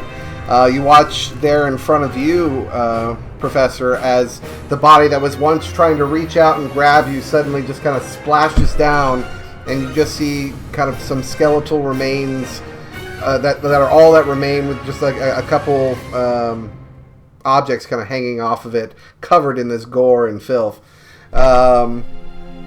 And this creature is no more. Nice. Beautiful. Excellent. And Aaron, that's your bonus action, I'm assuming, plus action. That's And my reaction to use my thing. I still have a bonus action. Oh, okay. but do I have any movement, or do we say? I'll say you got like 5 feet of movement if you want. And if I can get into range to attack the other one with my bonus 100% action, you'd be able to, yeah. You know what?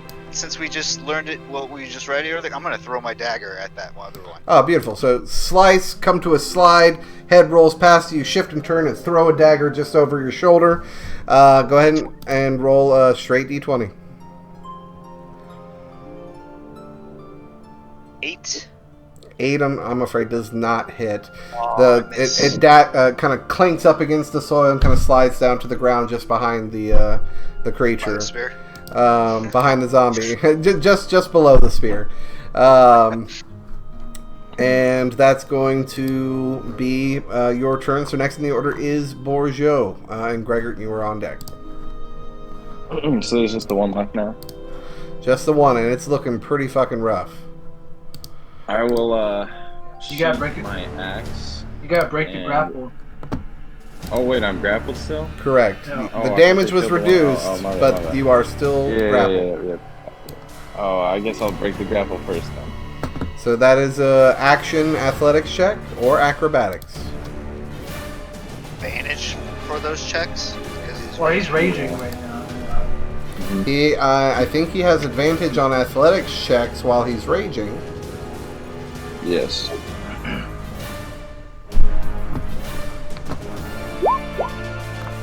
Oh, yeah. Oof. What's your modifier? +5, but I have one more here, so 9 + 5, so 14. That succeeds. You and kind of just break free and wrench free from the arms, falling back down onto your feet in front of this creature. I will just try to shift around it to its side, maybe, like stay in melee with it, but just kind of flank it a little bit more with Arthur. You can get as close as you can to the wall. Yeah. Can't quite get into flanking with Arthur. But I would say if Arn ends up moving another 5 feet, if this thing doesn't die before that, you three boxing in like that will give you guys a flanking bonus. So that is your action. Anything for your bonus action? That's my turn. Alright, that's going to end your turn. Next in the order is Gregor. Good time. Chill touch. 13. 13 does hit. Go ahead and roll for damage. A mighty 1. What did you roll? 1 damage. 1 point of damage. Do you add your spellcasting modifier to that? No. No? Alright. You Not just yet. rake this thing across its face. It starts to Wet slaw flipper. off, but it is still standing. It is definitely doing that thing Final Fantasy style where everybody's just like down on the ground, like struggling to stand. Damn. Alright, so that is I'm assuming that is gonna be Gregor's turn. Alright, Arthur, you are up. Alright. Bonus action. Rip this spear out the wall. Okay, yeah. Athletic check. I'm just not you. The spear is just lighter, so. I'd be used by now. So here we go. Come on. 7 + 5. That's Yes, you managed to wrench it free. It was a Wrench DC it free. 10. Yeah. all right. Rich and free, and then I'm just gonna thrust down just with a guttural roar. Ah! All right. And Hopefully then this time I got it. just not another natural one. Yeah, I hope not, dude. Jesus. So we already have a 1 in 400 chance happen. If this happens, it's a 1 in 1200. Plus 5, 17. 17 does hit, and you don't even need to roll for damage. How do you want to decimate this creature? I just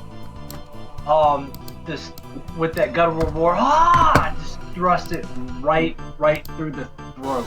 It's like as you pierce it up into the back soil behind it as it's getting ready to try to jump and lurch out towards you.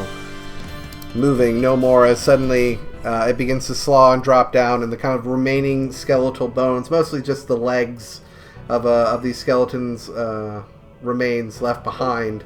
In this particular half of the creature clatter to the ground, and it moves no more. I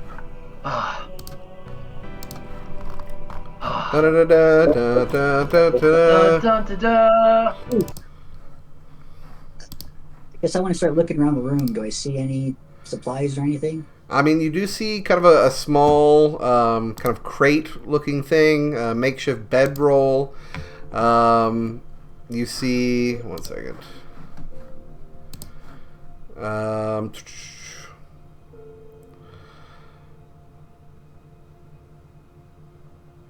Yeah, you see kind of a blanket kind of lying on the floor, a small little kind of makeshift footlocker or crate.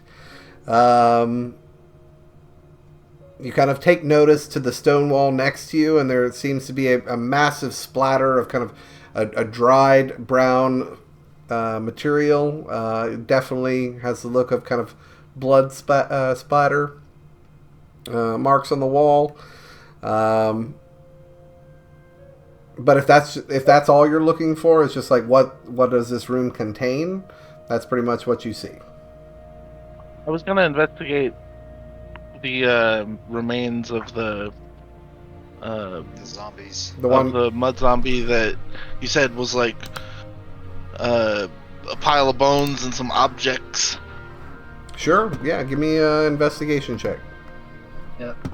Did you say with my perception there was like a crack or a hole in the wall that the spear fell from, or no? Like it was almost kind of like a standing burial place for the skeletal remains that were stoned over, and the mud zombie seemed to break through that space, and the lance the spear just kind of clattered down as it broke free out of that space. Gotcha. Investigation again, just mostly just trying to see if you roll a natural one here. So you do find, one second, while you're looking through the mess here, on the kind of upper part of the torso of the bone remains, you find a strange and kind of intricately woven cord.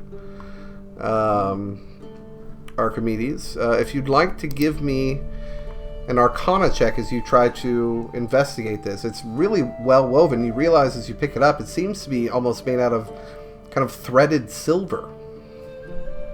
Interesting. I got a 10. 10? As you kind of focus on it, you place your hand over it, and you see this kind of almost small bout of purple energy as you're just trying to sense its nature. And as you hold it, you've seen something like this before in your travels. Mostly the more religious individuals you've seen kind of carry these, sometimes wearing kind of almost like little, what do they call those bracelets that have like the little trinkets and gems on it? Charm bracelet, yeah. Usually they'll possess kind of charms and stuff on it. This one's somewhat devoid of that, but you would know this as a cord of favor. And that is an item on D&D Beyond. You can look it up and see if that's something your character would be interested in. Is anybody else looking around at the other half of the body? Because technically there was basically chest bones up in the one closest to I would be him. looking as well. Arn would be looking as well because he noticed that they were at least different than the last ones because they had those more skeletal protrusions. Yeah. So I'm investigating them a little bit, but also looking around. All right, as well. give me an investigation check. If he's investigating that one, like that creature, I would I will give him assistance on that because I'm also curious about this Sure. Yeah. type. Well, Can I I look roll at with the disadvantage. flower? Sorry. Well, since I'm giving you It advantage, would be a so that straight means roll. a straight Yeah. roll. Can I roll again? Did you already roll? I rolled and at disadvantage. I rolled a Well, 5.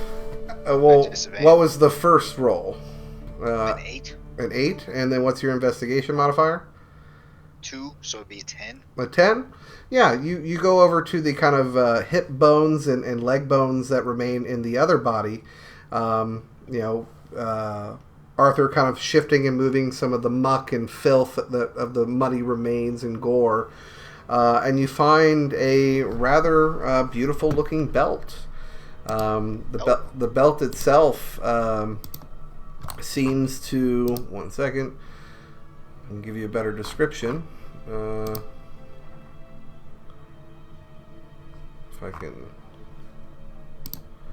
Got a lot of homebrewed items, man. Give me a second.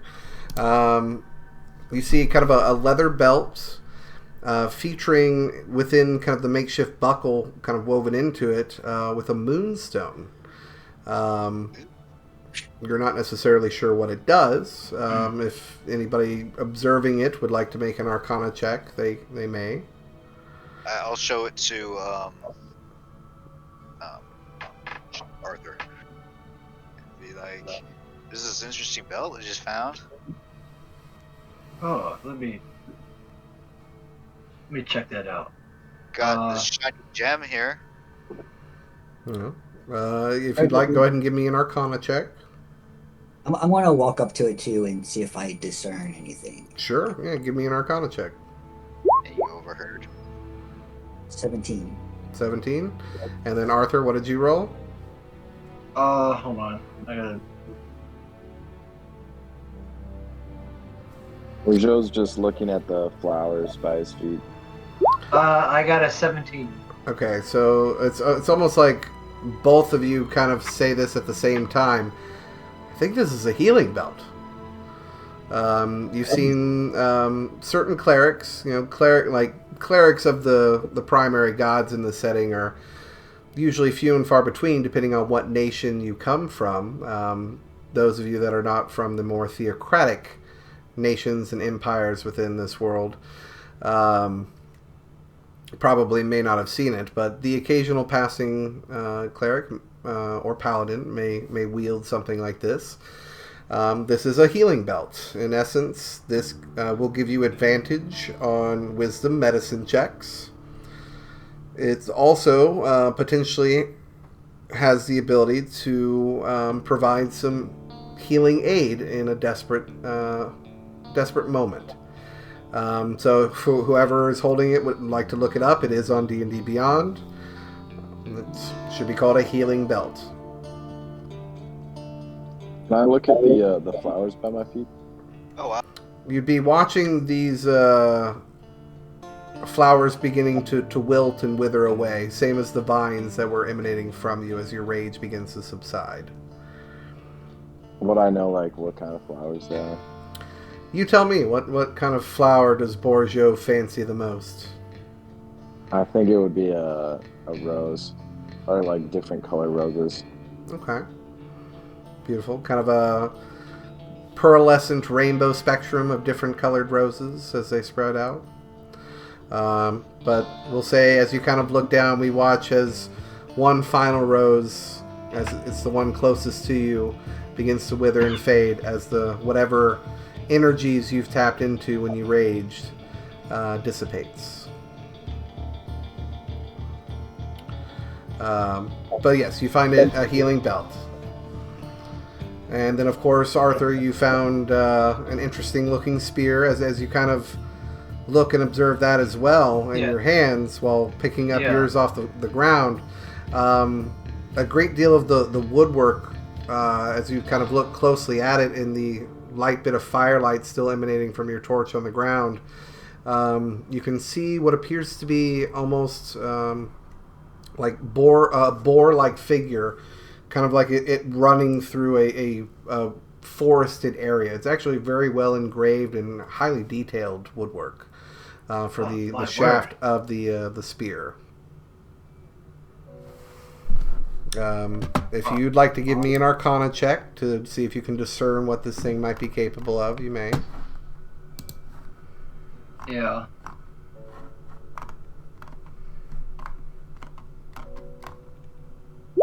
$19. 19. I'll say after spending a little bit of time with it, you kind of easily figure out what this thing is capable of doing.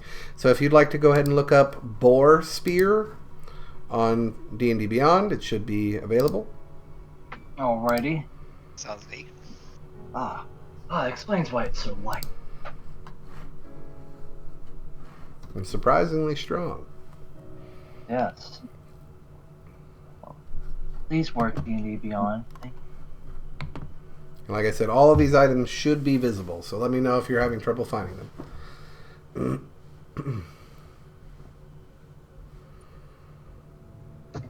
But as the adrenaline subsides and the gore and muck here within this space kind of slowly dissipates and seeps into the soil around you, I'll say that technically, since Gregor, you're kind of standing kind of the most adjacent to the wall that looks down this path, and you also have a ridiculous amount of dark vision.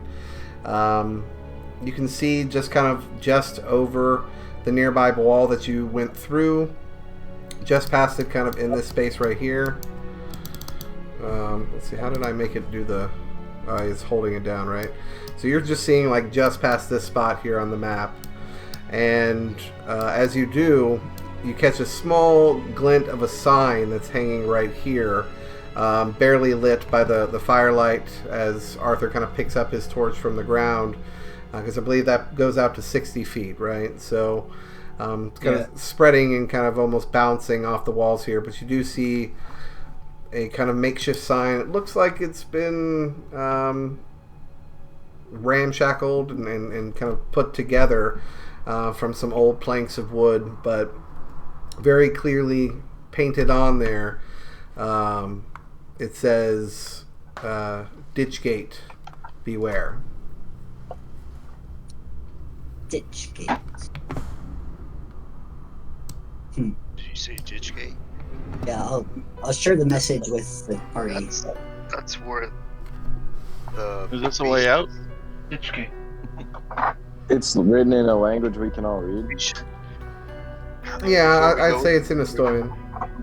Before we go any further, we need to go back and get the others. Because that's... Can I hear or see anything ahead through the passage?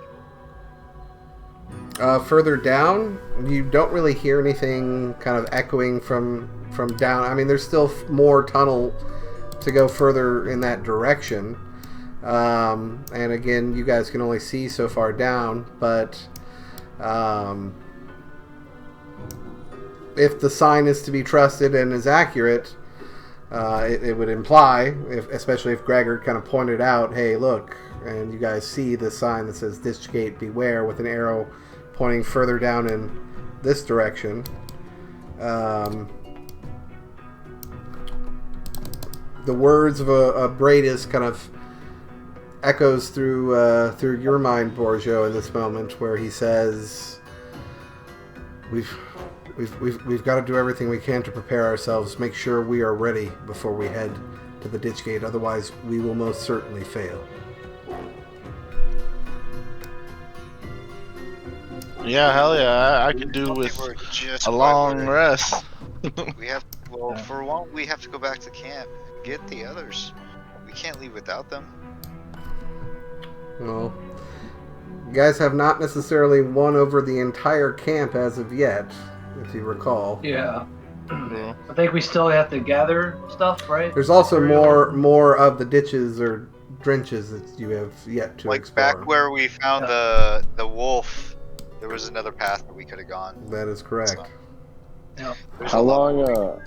We like should at least- roughly how We long should at least would camp we here guess? and then head back for now. And tomorrow we can decide which way we go, but we can't go any further yet. We're just not Oh. quite. I mean, Yeah, we we're- definitely Oh. need to. We need we're to make not- sure everybody is prepared, not just Yeah, ourselves. We're not exactly. Or should we rest here or back at the camp? I think it's too far. I won't make it. It's too far. I'm exhausted. I mean, it's taken you like almost more than a day to get as far as you have and as deep as you guys That's have why gone. we had to roll a Constitution, because we went through where we should have been sleeping, but we weren't at a place. This is our one spot where we have to rest here for the night and then head back. Aaron, roughly how many days, like if I had to guess, do I think that we've been The here? passage of time is very, very difficult to discern while in the ditches, but it's certainly been Right. more than a week since you guys have been down More here. than a week? We spent a good amount of time at camp. Yeah, there was also a couple of days Several after days. the camp was swarmed by mud zombies that you guys recuperated with the help of fuck. My brain's not working. What's the name of the character? We have a Bradis, Secker? a Nar, Sesher, yeah. Secker. And yeah, you guys recuperated. A number of you were treated for your wounds, and also aided in the repairs for the gates there as well for a couple days. So it's definitely been bare minimum a week to a week and a half that you guys have been in this space. But again, it's hard to tell. You guys don't have like a day-night cycle to help keep track of, proper sleep schedules or anything like that. I have a thing, but you don't. I will just stick my sword in the ground and plop down crisscross applesauce. I mean, there are remnants of this being kind of a watch post or campsite. Can I investigate that any further? Is there any sort of like other stuff laying around from? Yeah, did you say there's There's a foot locker and a skeleton bodies? blanket on the floor.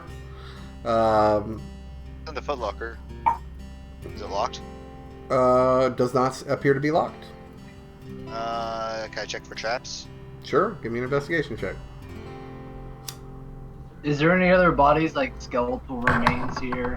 Because since we're gonna try to stay here for the night, Arthur would be like, "We need to try to secure this place." There does not appear to be any other skeletal remains here.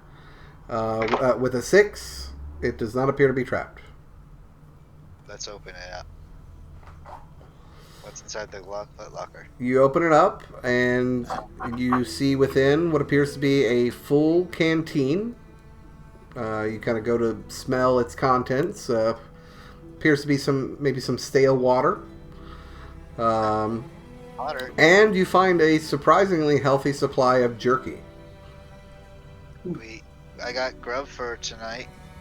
I start passing that out to people. Yummy. Yep. Incredibly dry. But unless you got something better, The way I like my beef jerky. Fair. got some water. It's a little stale. But do you need water, Gregor? What's my skin feeling like? It's definitely been, give or take, since you dunked yourself or covered yourself in water. It's been probably 14 to 16 hours. Yeah, he probably needs it, so I'll give it to him. And I have my own canteen with whatever little water we got from Slusher before we left. I mean, you guys also need water too, so Yeah, I mean, I have a canteen. we got you. Water in it. But yeah, you can provide that. I'll say if you're just flat out giving that to Gregor for moisturize me, then that's going to probably add about 3.5-4 hours to the length of time. Again, it's just a canteen. To your, what did we establish? Because you have bandages, you have a 36-hour time frame, right? You have a day and a half. So and we've burned through 16 hours already, so that leaves you 20 hours left. That canteen will give you another 3.5, 4 hours before you have to start worrying about being hydrated. If you're just flat out dunking it and re-moisturizing your wraps. That's what There is kind of a makeshift beveled kind of bowl shape where clearly some kind of fire pit or fireplace has been kind of set up in previous stays here in this space. Well, are we going to long rest here? If we haven't long rested yet, I'm going to wait. I'll hold on to the water until we wake up and kind of start my day with that, as opposed to wetting myself and going to sleep. Sure, I mean it's not going to really change the amount of time you get, but it doesn't matter what order you do it in. So yeah, you hold off till the morning for sure. You see Borgio kind of stab his sword into the soil and just kind of plop down, kind of around that beveled space. I actually kind of wrap my body around the sword a little bit and just start sleeping immediately. Okay. Just kind of in a sitting position, leaning up against it. All right, kind of using it as a backrest and just head down, crisscross applesauce, nap time, sleep. Yep. Right. Nap time. You said this used to be an old guard post, or it seems like it? Seems like it's kind of like a makeshift watch post, probably for the campers or the dredgers to try to keep an eye out on the path that leads to the ditch gate. Gotcha. Is there any random bodies or skeletal remains here, or anything of that sort? As of right now, you don't see any other skeletal remains. All the mud zombie contents have kind of somewhat been kind of absorbed by the soil here. It's just the upper half of the skeleton and the lower half of the skeleton kind of sprawled across the room. Okay. And how big was that entrance we came in through? It's relatively close, maybe 4 feet wide, 4.5 feet wide. It was very tight knit. Remember, you guys kind of had a single file enter into this space. Yeah. I'm gonna be right back. Okay. Okay. Well, this seems like a place we could definitely fortify for the night. We can all use the rest, and then when we wake up, we can go back to the camp and relay any further messages if need be, or further explore if need be. But I think we all need rest. But we do need rest, yes. Yeah, you look pretty exhausted there, buddy. Hey, I'm tired. thanks for the assist. Everybody, thanks. That was pretty... Sorry for causing so many of those to multiply. There was only one, and then there was two. Then there was three. And there Tends was to be still the two. And there was still two again. yeah. Sorry. It's okay. It's not your fault. This tends to be the hideous nature of these beings as we've grown to experience.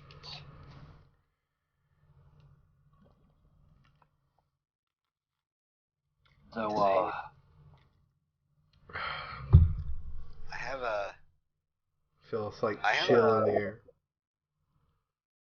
This is kind of a little silly at the moment, but to maybe help fortify this place. Can I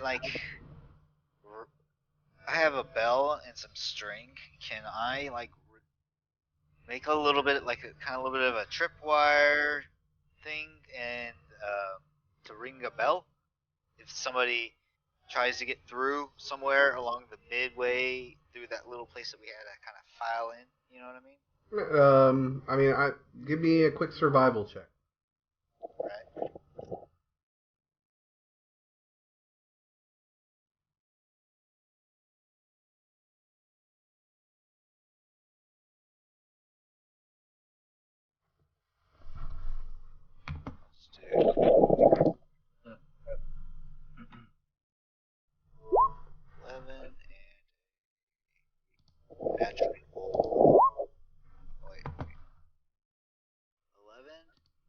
11. And You no, trying to do that yeah, like 11. here? Yeah, 11. So with an 11, I would say, yeah, easily enough. You can probably, take like maybe your dagger, which you've definitely recovered, and kind of stab it into kind of the nearby makeshift soil of the wall. Tie and tether one end of the string, and then tie the other end to the part of that barricade. Several daggers. So. No. Still, I'd say one of my you. daggers. Yeah, exactly. Just as a peg for you to tie it on Sure. to. So. And I have a. Let's see what else I have in here. I have to just. I have a hammer and a piton, so I could like Sure, hammer yeah, the you could piton use the and get piton some if you straight. prefer. Yeah, Yeah, sure.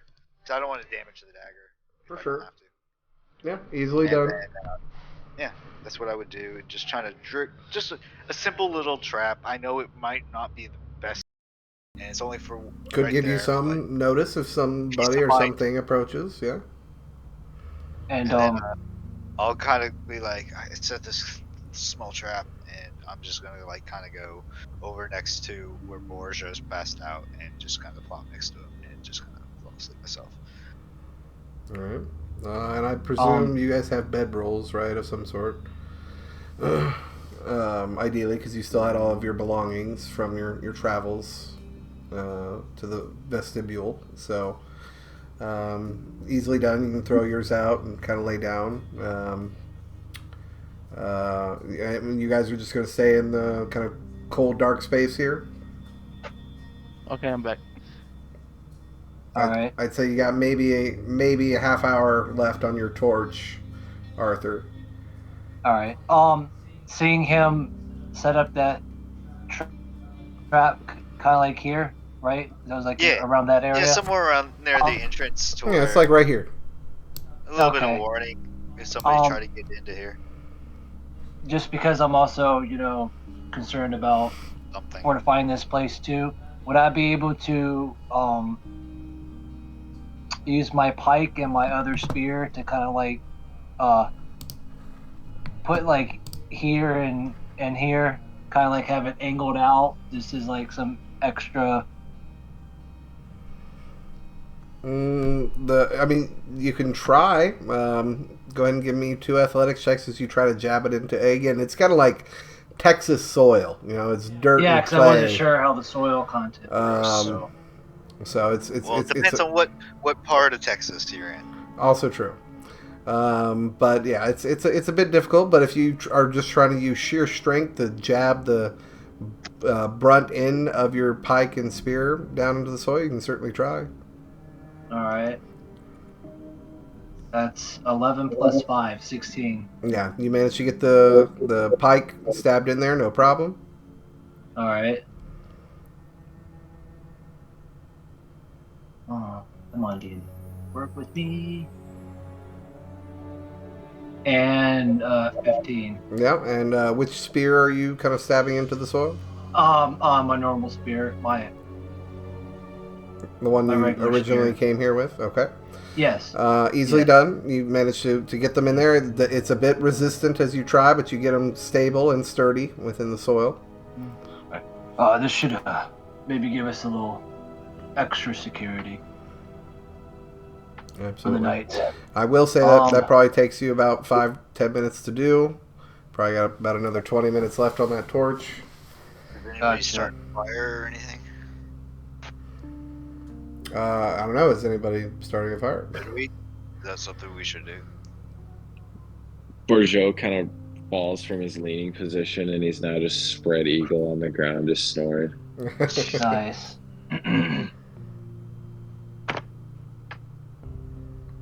it's always dark in this place. So, I mean, a little bit of warmth might not be bad for sleeping.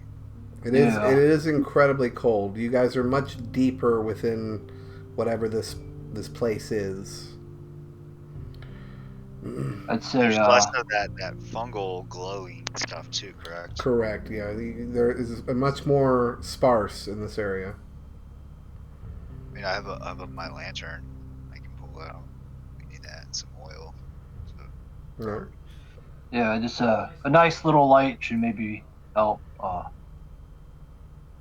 You all The should get some lantern's not rest. really going to provide any warmth, but it'll certainly provide light. Yeah.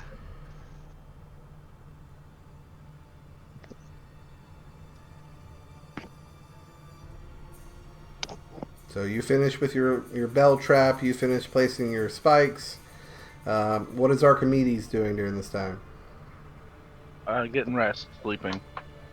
All right, so you just plop down on the floor while everybody's doing this. Yeah. Okay, you doff your armor Do I? to get a proper night's sleep. You have to take your armor Okay, off. Okay. Yeah. All right. Yeah, if everybody's going to sleep, Arthur's just looking, sees the decent trap set up, and Is there any like I'm gonna try to take a watch if I can. Okay. So first, go ahead and give me a Constitution saving throw. All right. Constitution. is there any sort of like remnants of a fire pit? There is. Oh, baby. Wood or something? That's a flat out nat 1, baby. All right. So you take a point of I'm exhaustion. exhausted. There is a small kind of beveled bowl with some stones kind of set around it to try to kind of. Can I? Is there any wood? You do know that there are a number of kind of ramshackled barricades that are kind of slapstick together just outside with like protruding pieces of wood.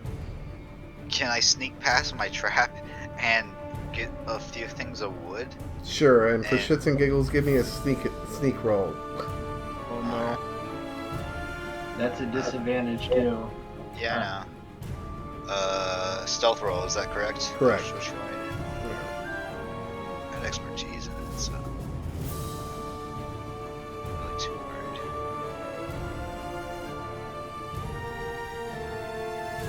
Stupid thing.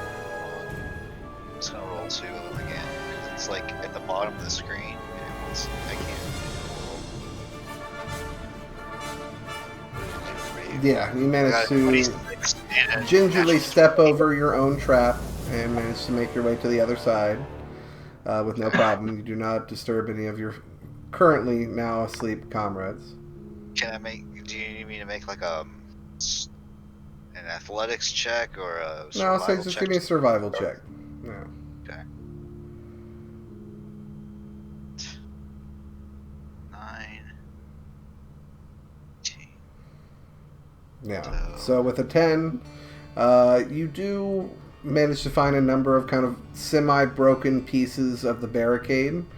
Managed to collect a handful of kind of semi-viable. Fire going for a little while just to get a little bit of warmth that I can lay next to. Yeah, 100%. Help everybody And else out. I'll say you, with that previous stealth check, you're managed able to gingerly walk back across without setting off your trap.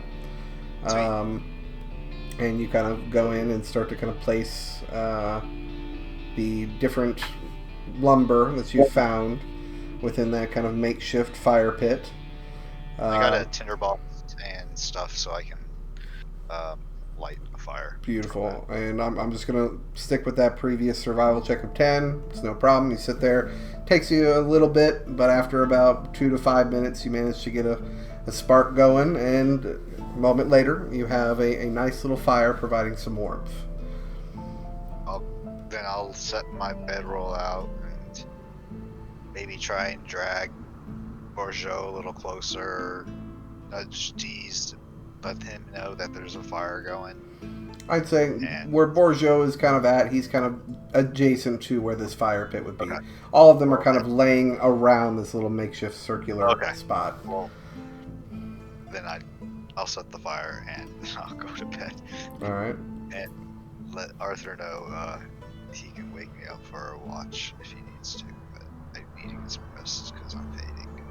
And You look over at Arthur while you say this. Is like one of his eyes are like half shut, clearly from exhaustion.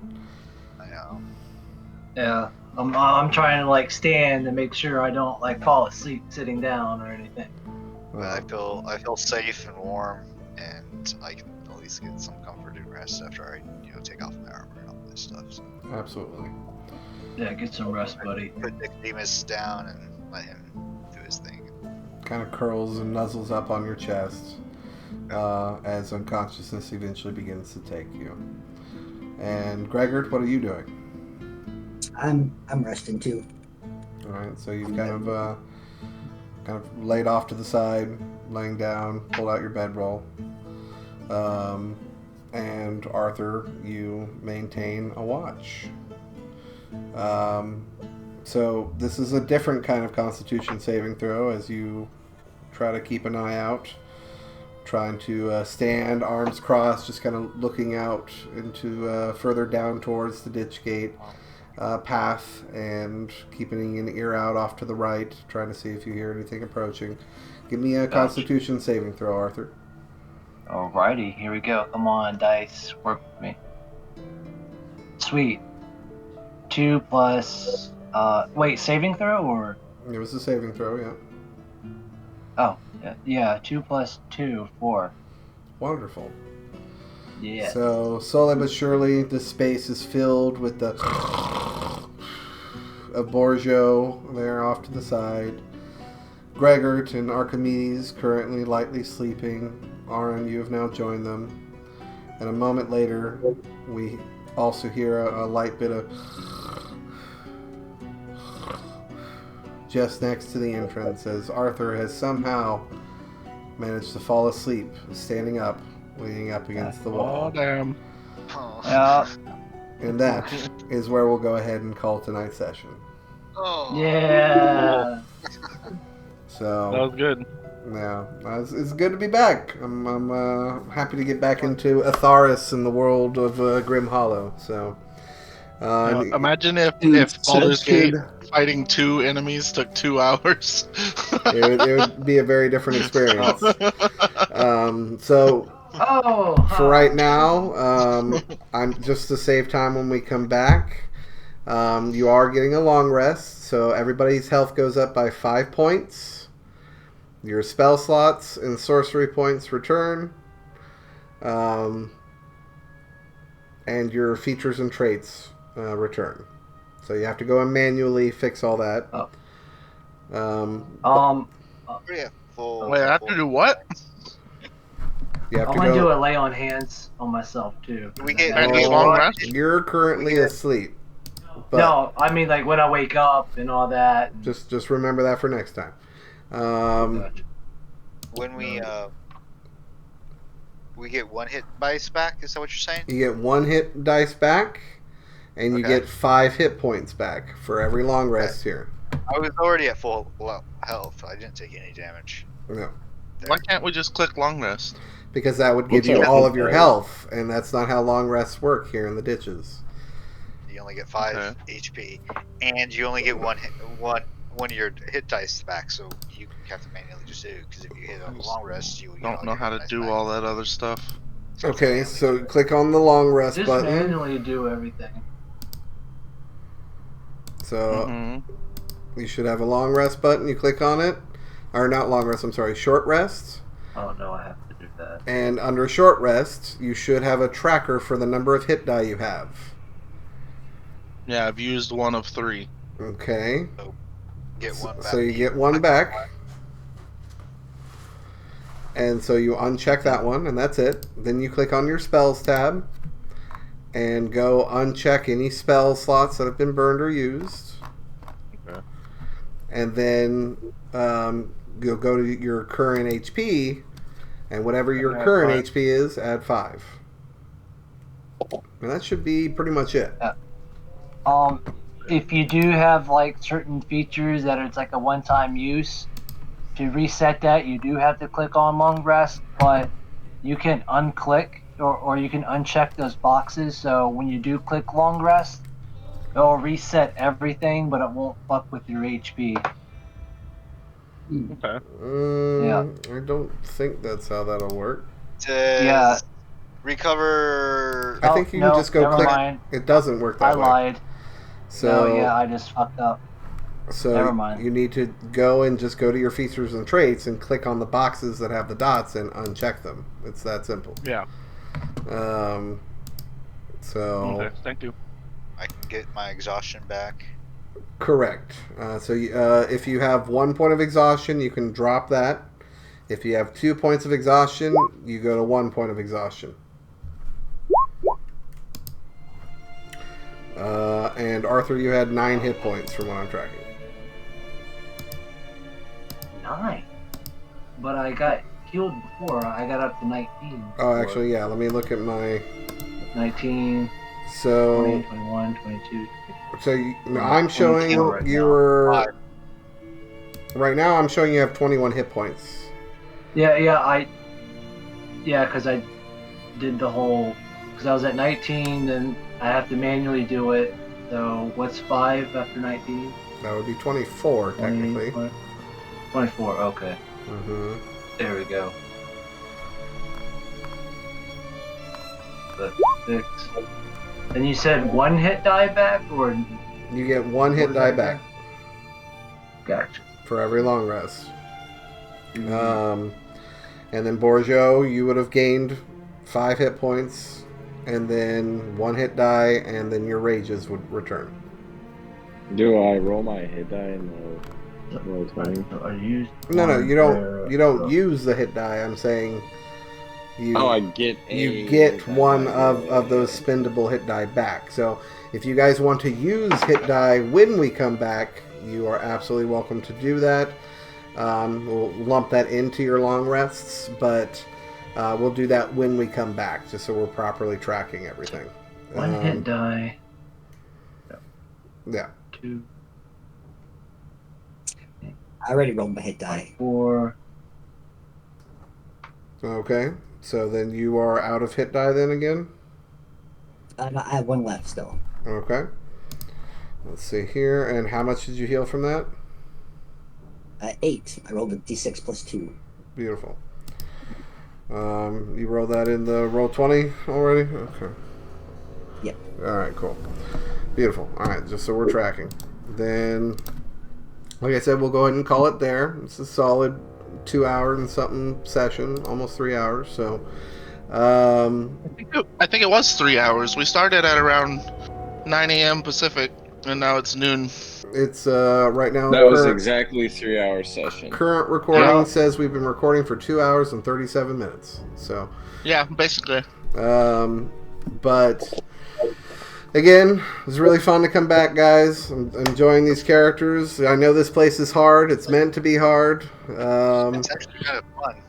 It's a challenge. I know it is. Yes. And this place and this world is supposed to be ruthless and dark and gritty, dark horror fantasy at its best. So I hope I'm doing it justice. Why doesn't these buttons work?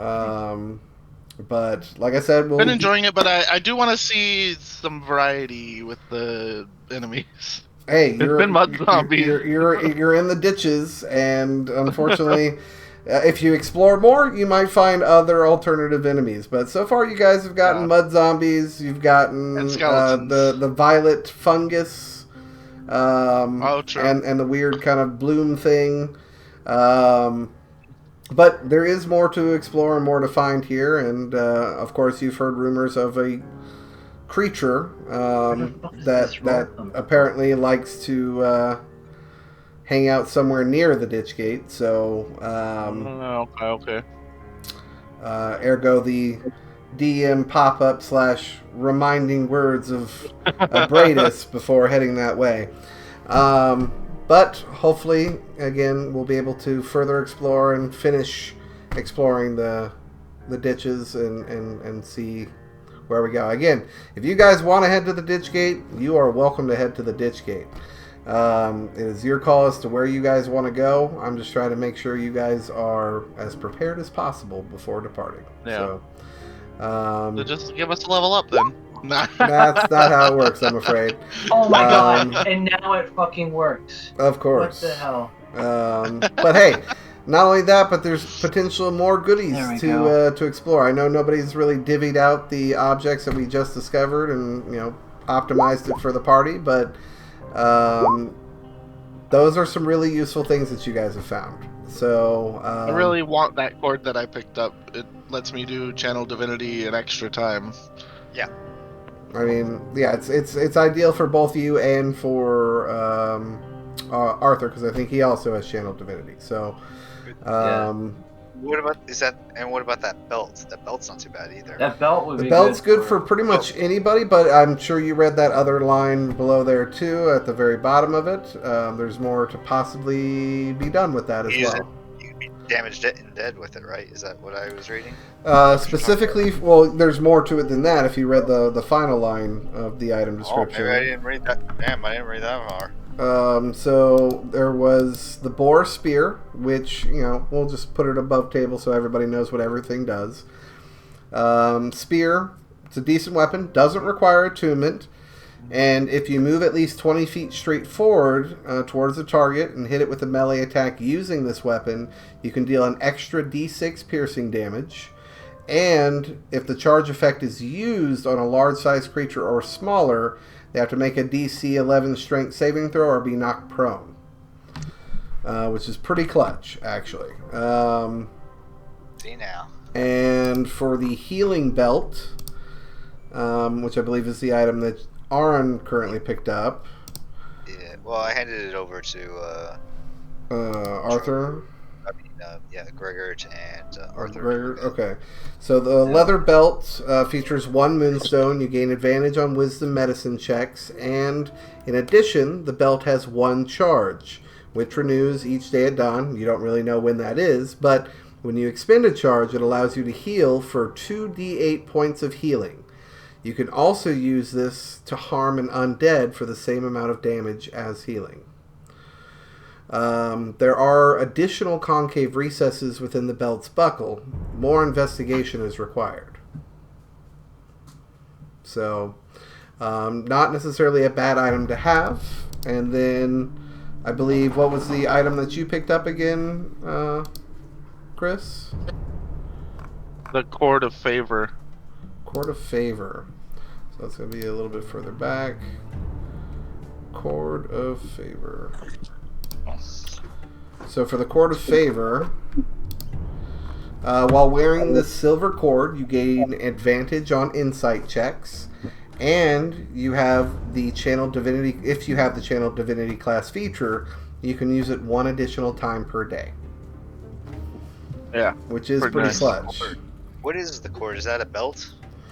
The No, it's like a bracelet. It can be a bracelet. It can be, depending on the wearer, right? Because it's a magical item. It can kind of elongate and stretch. You could wear it dwarf style across the chest. It could be a bracelet. Gotcha. It's cool. Those that have seen this before have seen it. I just assumed it was a bracelet. That's totally fine. If you see it as a bracelet, then that's what it is for you at this time. It's a cord. So. And depending on how the wearer wants to wear it, it'll adjust to fit. So, gotcha. Nice.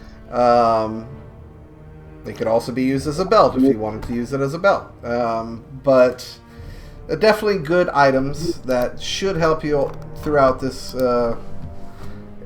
throughout exploring this place. So, again, next time when we come back, hopefully we'll get a little bit of RP, a bit of strategizing. And you guys can divvy out these items to whomever you guys want them to go to. And then from there, we'll further explore. But until then, I hope you guys have a great rest of your week, a great weekend. And I'll bug you here later, guys.